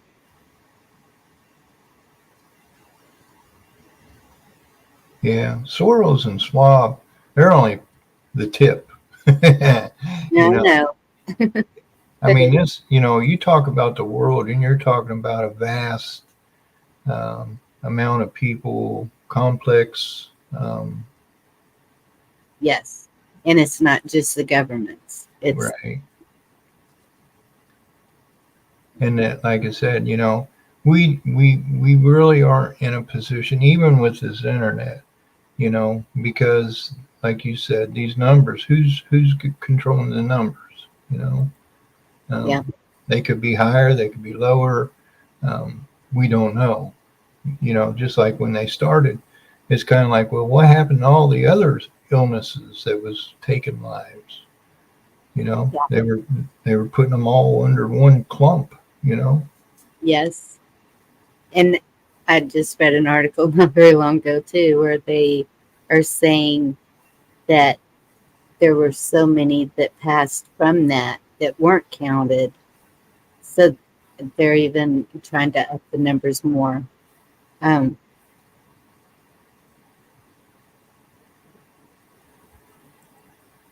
don't know. Yeah.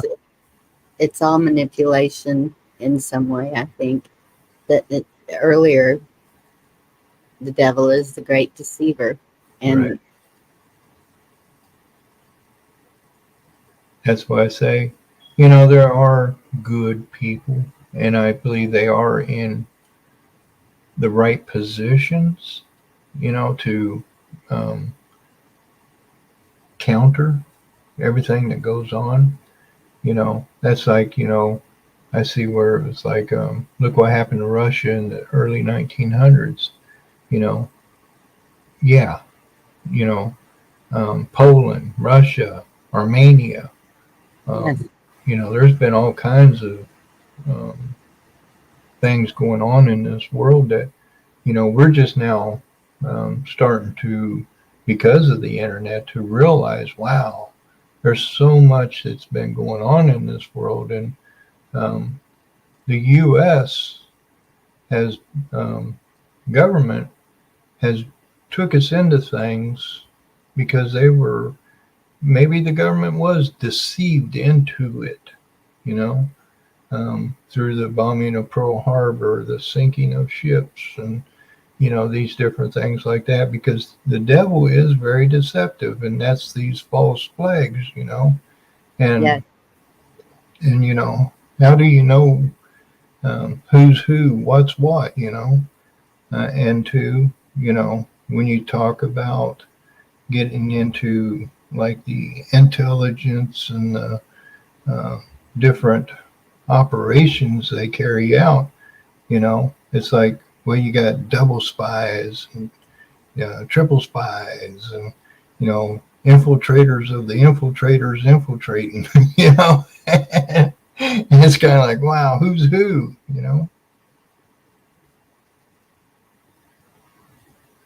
yeah, And that's why I say, we can only deal with what's around us. And that's why I say I can't change the world other than I have to start with myself and be a good influence. My neighbors, I try to help them out and be a good neighbor, and my family, and, yes, I try to be a part of the community whenever I can. I volunteer, but, as far as like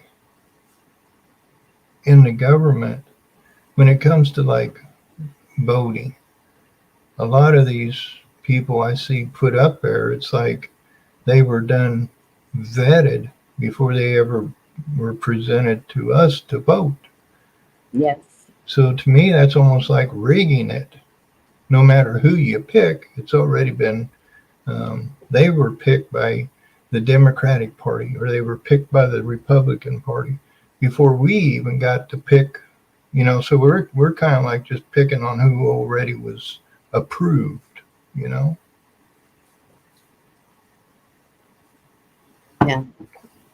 Catherine, you have a good night. God bless you and thank you. And it's just, it seems that the United States has had a hand in everything globally. Right. So it's no wonder a lot of those countries dislike us very much. So, but yes, that's out of our control. It's not us that's done it. But at the same time, have we allowed it? Have we just trusted our government too much to be speaking for us and doing what they should be doing for us? Is there a way to monitor them better and have a voice to say, wait a minute, no, we're not going to allow this. That's not what you're here for. You're here for this, and I think that's why so many people are talking about the Constitution now, is trying to get that order back where it was the people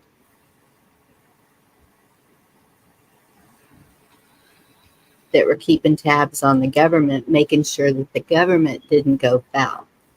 Well, that already happened now, so I don't know that there's a way to get it back. Well, it was actually intended where the states were supposed to keep the government in check. Yes, but the state governments are just another extension of the government, is Well, what I'm seeing. they reversed it to where now they gave all the government the authority to tell the states what to do when that's backwards.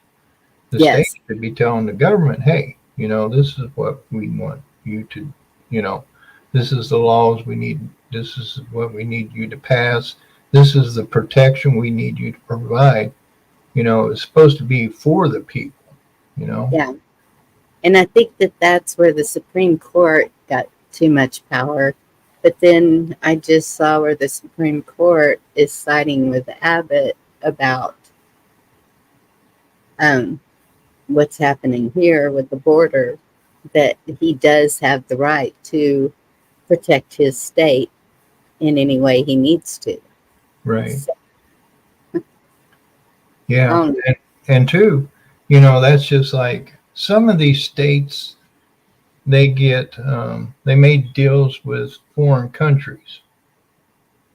yes. And I And even saw Abbott say that he's okay with that. Like, was it Abbott or Trump?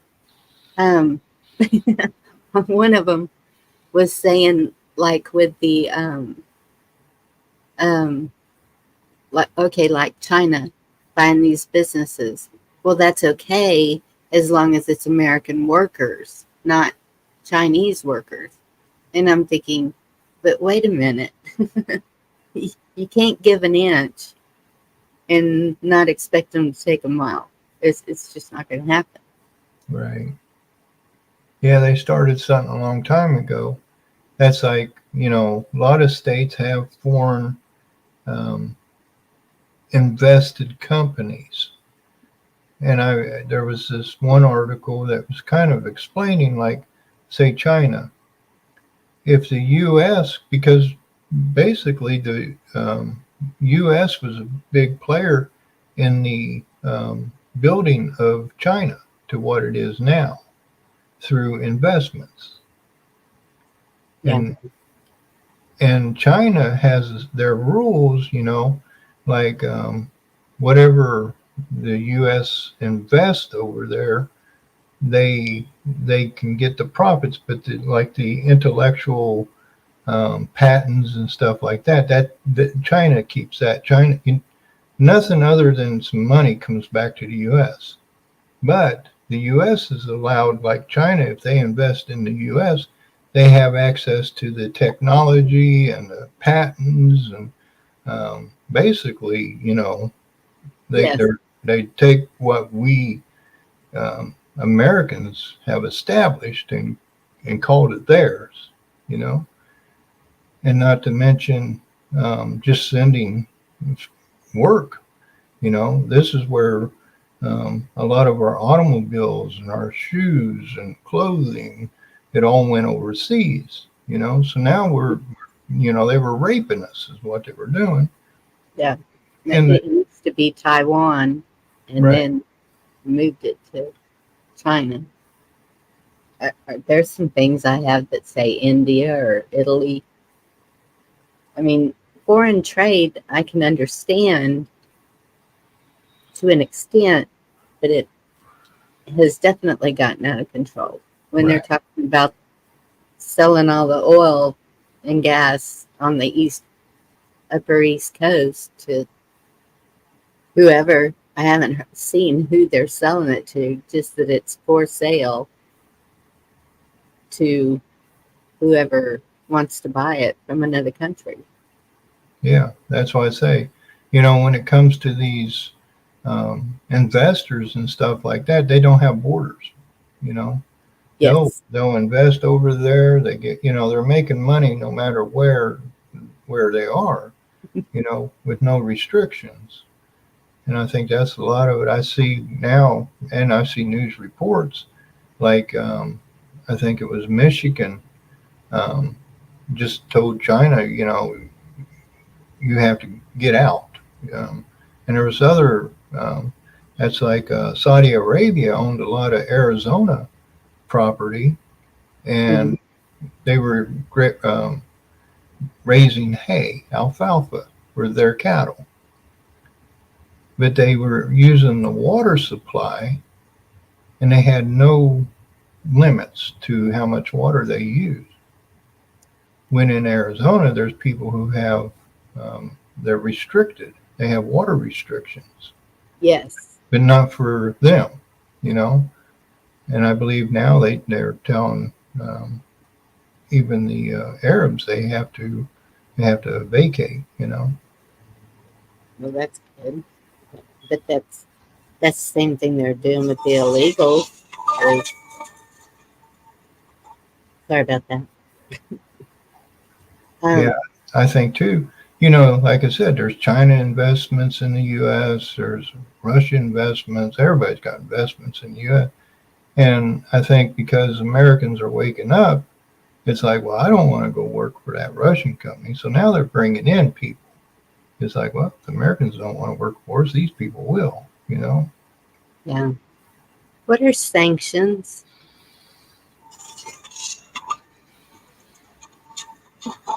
I'm going to turn the volume off.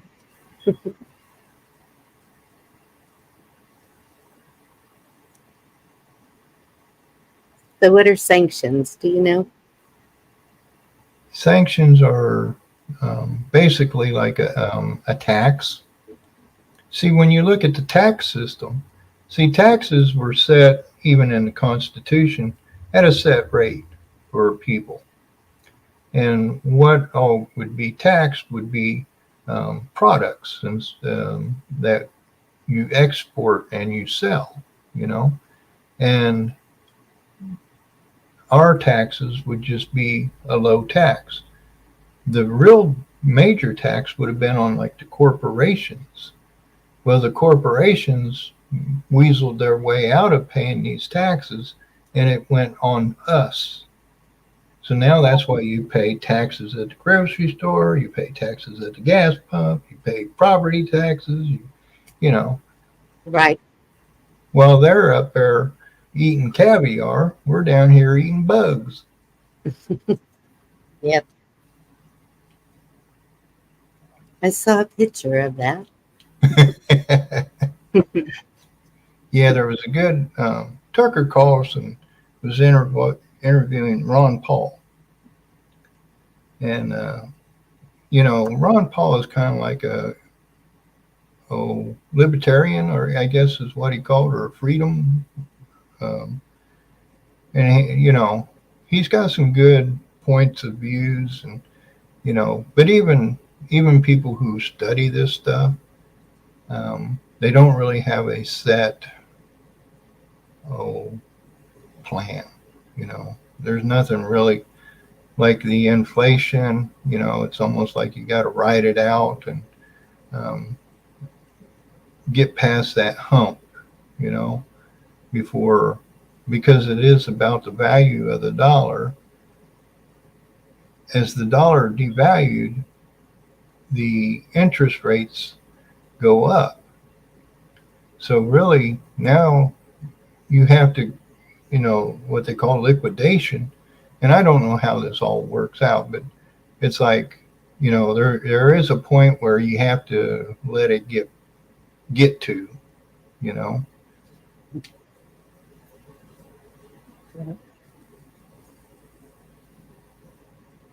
Yeah, he was talking about like gold, how gold is a good investment, but at the same time, unless the world went to a gold, like gold coins and stuff like that, Yeah.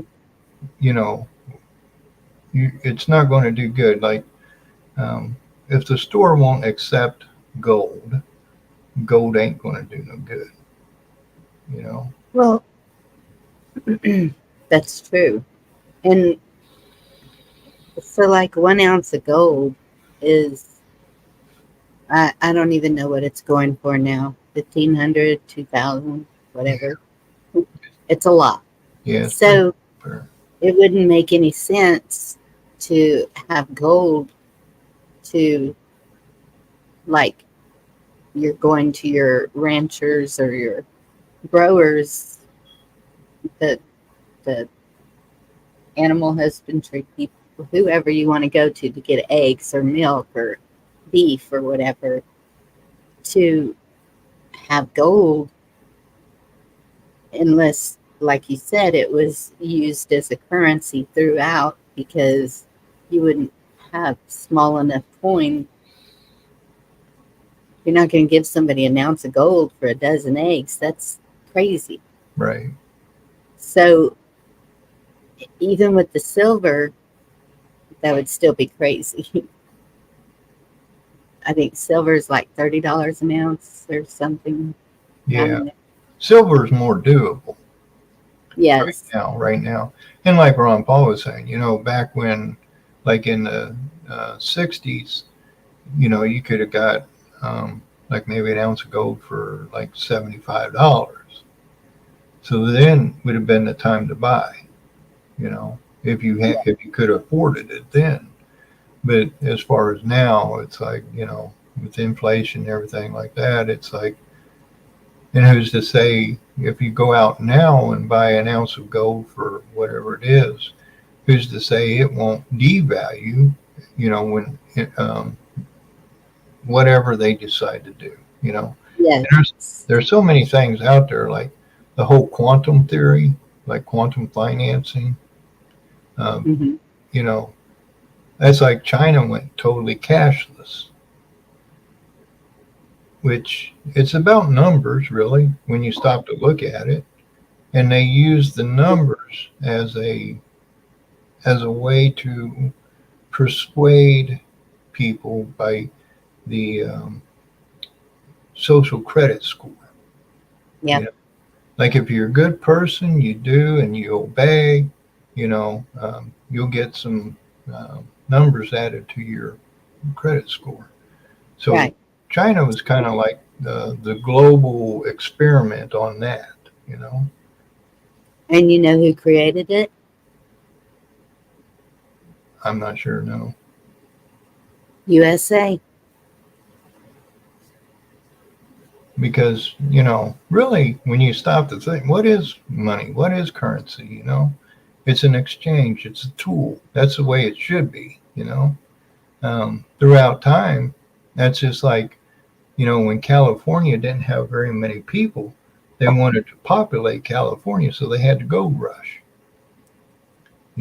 People. Yes. You ever watch Lord of the Rings? No, I haven't. I need to. I keep seeing quotes from that. Somebody in chat might know, but there's that little guy when he gets the ring, he's like precious. This is way people of greed they are with gold. It's like precious. That's why they call it precious metals. Because these people have a desire for it because it has a wealth, if nothing else, symbolism to it. Yeah. Thank you, Navy. I'll have to look at that later. Golem. That's it. And that's, I think that us people who are not able to stock metals or any of that, I think that it's going to be a lot more bartering than using any kind of currency. As much as, I'm old school, I would love for it to go back to the old days. But look how many people are in the world now. Yes. That would be, I don't know if that's even a possibility. Some people they've gone off grid or, homesteading and stuff like that. But I don't know if we could ever get the world back to that because there's so many people. It's like there are countries who depend on other countries just for food. Yes. So if enough people did that, because, okay, someone had told me that there is plenty of space in the United States to fit every person in the world and still have room. And so maybe, I don't know, but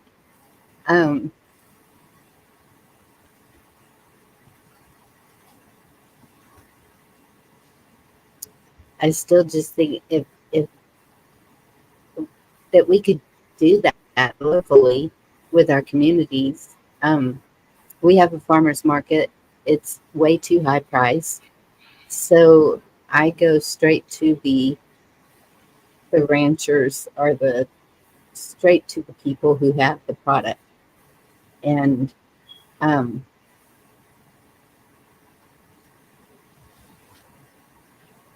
it's a whole lot cheaper. But I still hear a lot of people around me talking about bartering. And I even see it on Facebook. A lot of times someone will put something up. I have this, but I want this if anybody has anything to trade for it. Trading is the same thing as bartering, right? Right. And that's, like you said, that's the way it used to be. Like when I grew up, it was a farming community. The county was pretty much all farms. We had dairy farms, cattle, beef. We grew our hay. We grew wheat, corn, soybeans, pigs, chickens. Everything was there. And like my family, a lot of our other family, my aunts and uncles and stuff, that's the way we were. We grew beef, and my uncle had hogs, and my aunts had chickens, and and we traded and bartered, and we grew a big garden, 3 acres of garden, and my mom and my aunts, and we'd all snap green beans, and we'd can, and we Yes. divvy it up, and Yes. that was the way I grew up. But then it was around the late 80s, probably, that the government came in and paid the milk farmers to not milk, said there was too much milk. So now they have no need for milk cows if they sold, if they couldn't milk. So they sold their cows. So now you got all these farms. And then after that, it was just one after it. Chicken farms went down. The pig farms went down. And Right. everything went out west to where they had the mega farms, Yeah. because this was kind of like the global push, Mhm. and to me that was like, this group of people, investors and bankers, they are the ones who put this into motion. And their logic was, well, with all the beef in one place, we can manage it better, keep the cost down, et cetera, et cetera. But at the same time, look at how many little farms died when, now that we look at it, it's kind of what they're wanting to do with everything is put all your eggs in one basket. Yeah. And to me, it's like, no, we need to keep our eggs spread out. And then that way, if there is a disease like pink eye, it's only going to affect that farm. You can have better nutritional value. You can grass feed your beef. You can, it's spread out, and even the wealth is spread out instead of, now they're talking about like, well, and you see like the combines, they're GPS operated, and the truck comes in and it's GPS operated. They transfer the corn to the truck, and everything's computerized. This technology is being implemented, and two, with that technology, even when I was a kid, there was people who came from down south to help harvest. And I worked right next with people from down south, cutting tobacco and putting in hay and stuff like that, because they came up here to help. And that's what I was going to say is if enough people got together to do that and working it, because it does take a lot. I know I went to a tobacco farm. Well, they had a tobacco farm and a dairy and several different ways of making money off of that farm. But if enough people were doing it and could produce extra for the people in the cities that were not able to do it or whatever, I think that's doable.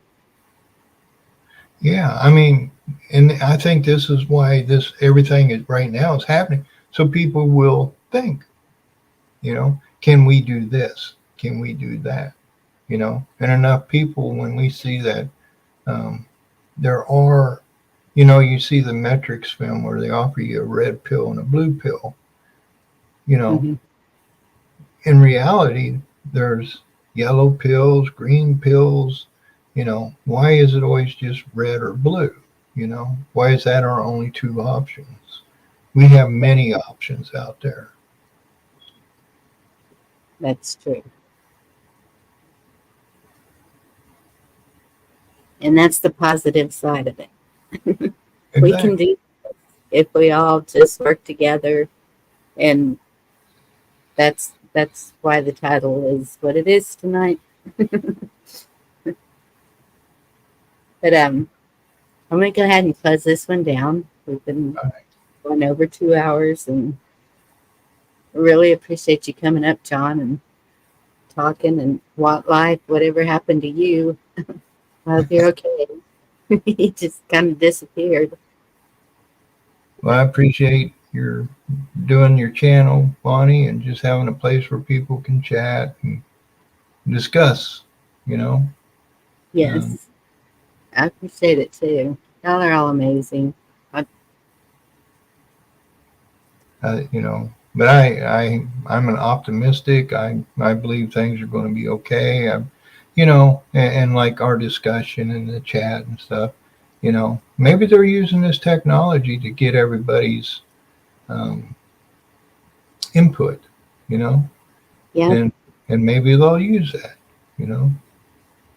Oh, I'm sure they'll use it. I can see, and I've seen mainstream media do it. I've seen even the government do it. They use our words. They use the whole anything that anybody comes up with that I'm seeing in chats, then all of a sudden I'll see it used in the government or on mainstream media. And it just, I don't know what the purpose is. You know, like where we go one, we go all. Right. And I had started seeing that. So I don't know what their purpose is, if they're trying to reverse the meaning of it, or I don't know. But That's just like, I know there was a algorithm called Polly in over in Britain, I think it was. They would let this algorithm go into the social media, basically just gathering like what people are, what their thoughts are, and it would kind of like come up with a report, like, you know, like on Johnson, or, you know, whatever the politician was, where they get an idea of what the people think, you know, and that gives them an idea pretty much of who's going to win the election. I don't know if that's good or that's bad, but, you know, they do use, you know, algorithms. yes. But Yeah. Monty, I appreciate it, and I love you, sister, and you have a good evening. Thank you. You too. Thank you for coming up. All right, y'all. I'm going to play a song for you before I close it down. You know, I got to play an ending song. Since it played the video, I think it decided to work okay tonight. Kind of funny, huh? All right. I'm going to mute to play this song.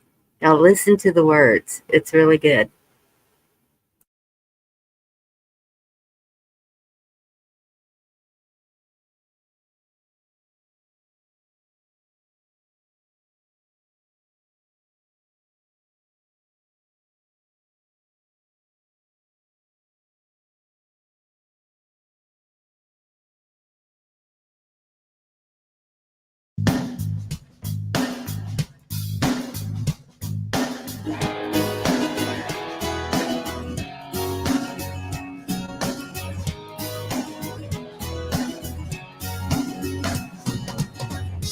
More depending on a prayer.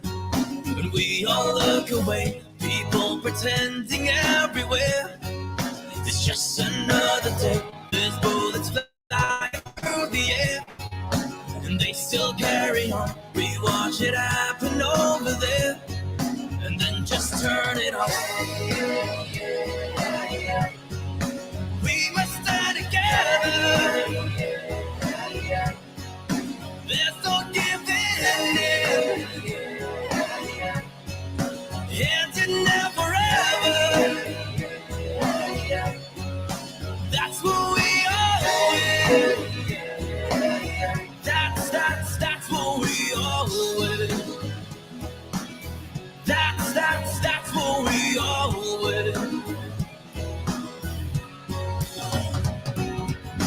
They tell us everything's alright, and we just go along. How can we fall asleep at night when something's clearly wrong? When we can feed a starving world with what we throw away, but always serve our empty words that always taste the same. We must stand together. There's no giving in. Hands in there forever. That's what we are. That's what we are. That's what we are. The right thing to guide us is right here inside us. No one can divide us when the light is nearly gone. But just like a heartbeat, the drum beat carries on.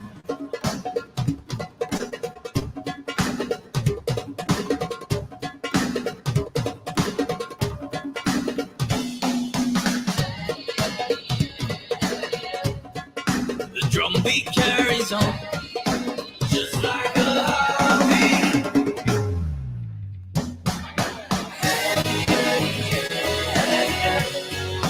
We must stand together. There's no giving in. Hands in there forever. That's what we are. That's what we are. That's what we are.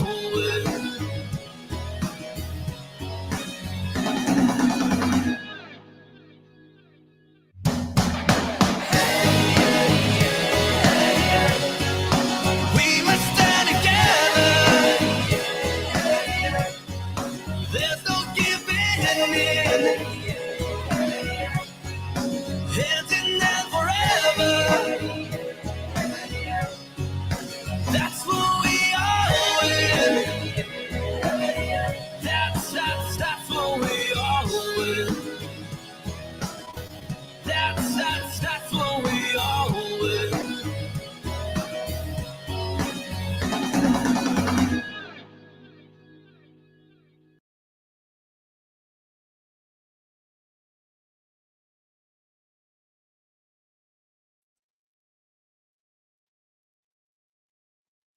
Yep, when we stand together. Richard, I don't think I said hello to you. Thank you all for being here. I hope that you enjoyed it. Not sure when I'll be on again. You'll see it pop up. Ed, I'm sorry you couldn't get your link. Love to hear from you. So y'all have a good night. No worries. Stay positive. Help each other out. Lift each other up. I see y'all do it all the time. Thank you. God bless you. Have a good night.